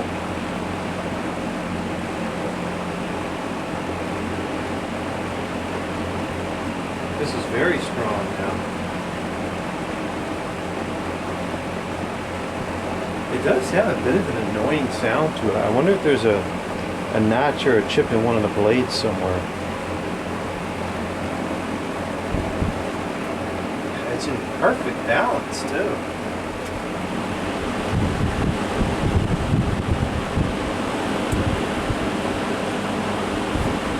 This is very strong. Okay, now we're talking. It's still not quite at the level of a high velocity fan, but it's very powerful.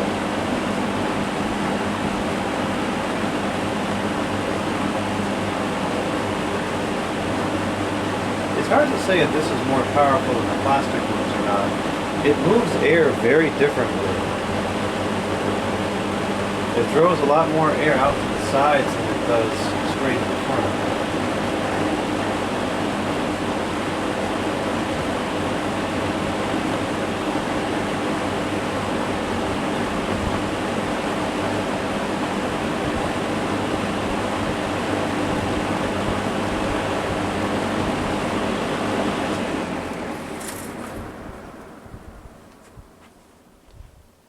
I am no longer unimpressed by this. I was severely unimpressed when I first tested it, but now that it's been cleaned and serviced, I am no longer unimpressed with it.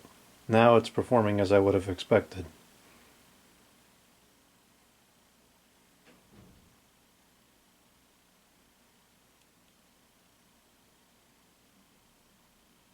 Much better. It's not a cosmetic gem, but it works good.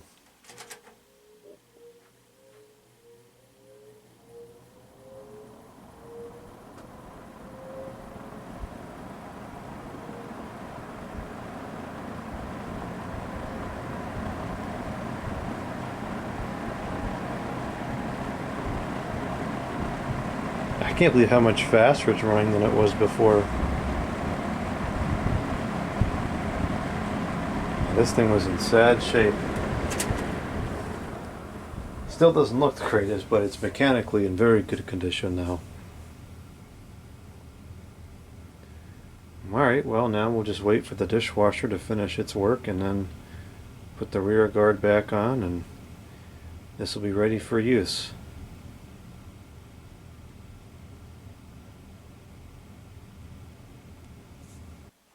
The second guard has come out of the dishwasher looking just as good as the first one. It's absolutely incredible. There are so many fan cleanups I've been waiting to do to have a good working dishwasher. That's why all of a sudden there's been a major influx in fan cleanups, is because I have this now. That and because there's a small blip of time during the winter where I can actually use fans in the living room because the Christmas tree throws off so much heat. That period is quickly coming to a close, but I did get this cleaned up in time to be able to use it in there for another week or two. So, let's put this back on. Yeah, the blades are in pretty good clock. I'm surprised. Alright, so we're going to feed the cord through this slat. I don't know why it wasn't like that originally.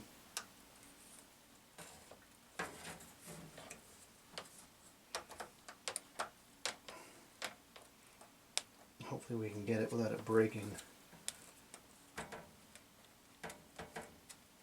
Yeah, we will. This guard is not super brittle yet. It's still somewhat malleable. They're not that yellowed. I guess wherever this was, it didn't get a lot of sun exposure, and it probably had metal halide lighting instead of fluorescent lighting, because if it was fluorescent lighting, this would be yellowed.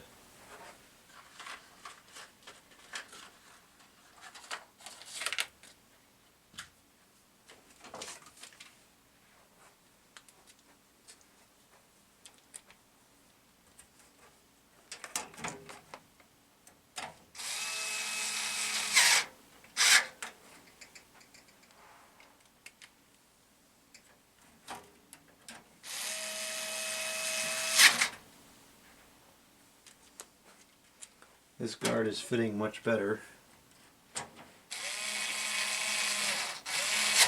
Oh, what's left of it anyways. I might have to put a washer on here to grab that if that rattles.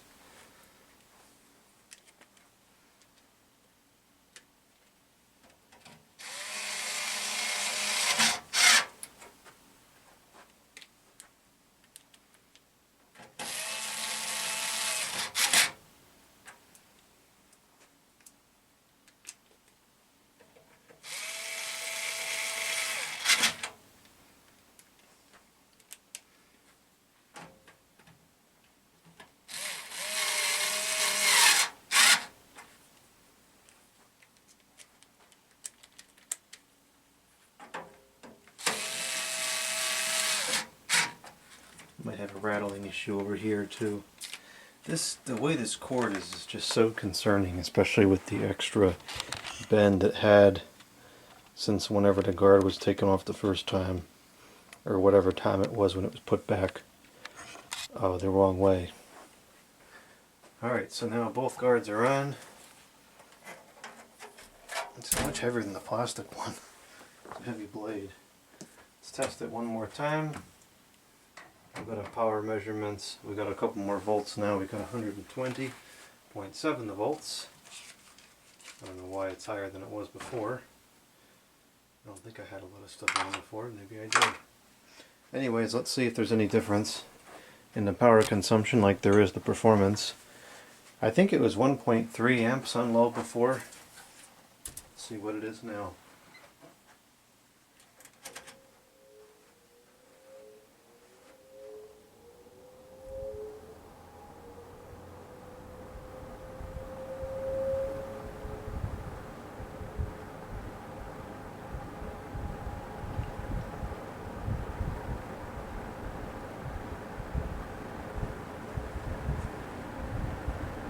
I can't believe how much better this is running than it was before.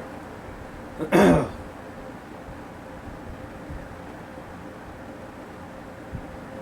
it's 1.34, which would pretty much be the same with a couple extra volts, so I guess there's no change.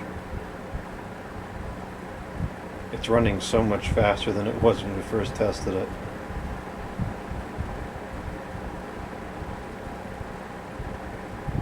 And it's moving way more air.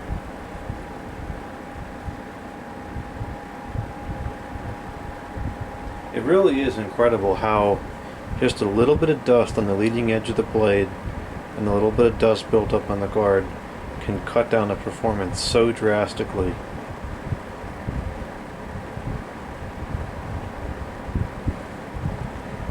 I mean, this is about as much air as it was throwing before on high. It gets that big of a difference.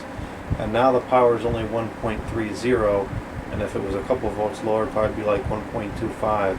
So there is a drop in voltage in current.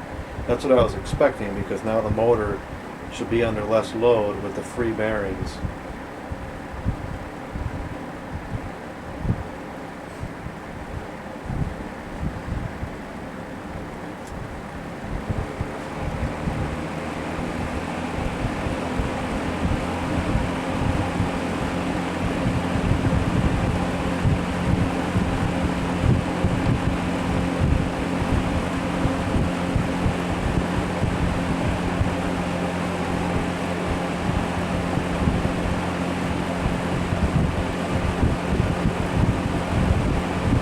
That's 1.64.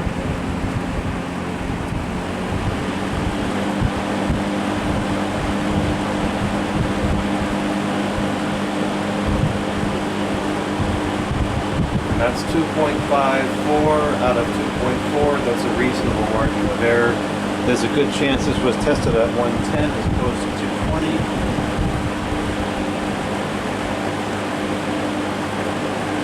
Yeah, it was tested at 115, so at 120 it's going to be a little bit more, and that's exactly what we're seeing. So everything is operating right on spec. 2.7, that's what these are rated for, 2.7. I knew there was a discrepancy between the tag on the frame and the tag on the motor itself. The tag on the motor itself is what's accurate. It's down at 2.49 now.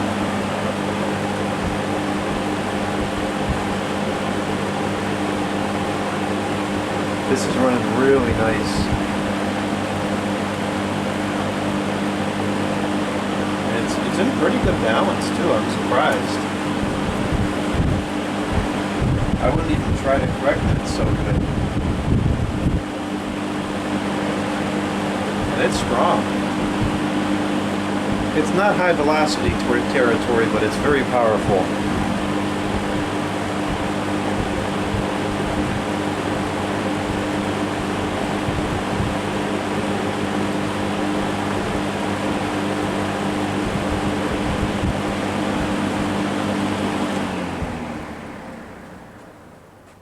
I can't wait for the summer. Put this in the living room window.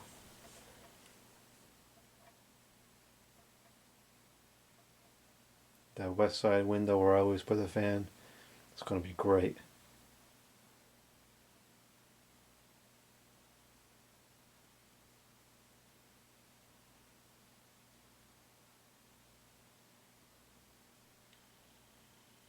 Well, it's no cosmetic beauty, but it's mechanically excellent, and ready for years of reliable service. Brief update to this video. It's been a couple days. I've been enjoying using this fan here in the living room by the Christmas tree. Last night I was sitting here on the couch and I guess the light and my eyes hit it at just the right angle, and I noticed that the top of the fan, and probably the sides as well, are all scratched up. Now if you recall earlier in the video I had mentioned that the rear guard had like a brush pattern on it, as if somebody had cleaned it with a very stiff bristled brush. And unfortunately it looks like that person went over the entire cabinet with that brush. And if you look at it under the flashlight here, very bright incandescent lighting, if it focuses you'll be able to see all the scratching.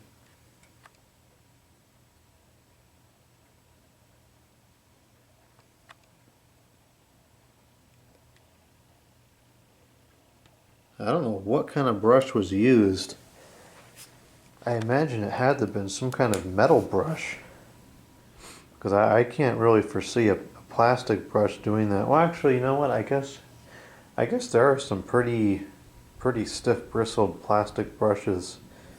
I don't know what it was, but it did some damage over the entire fan.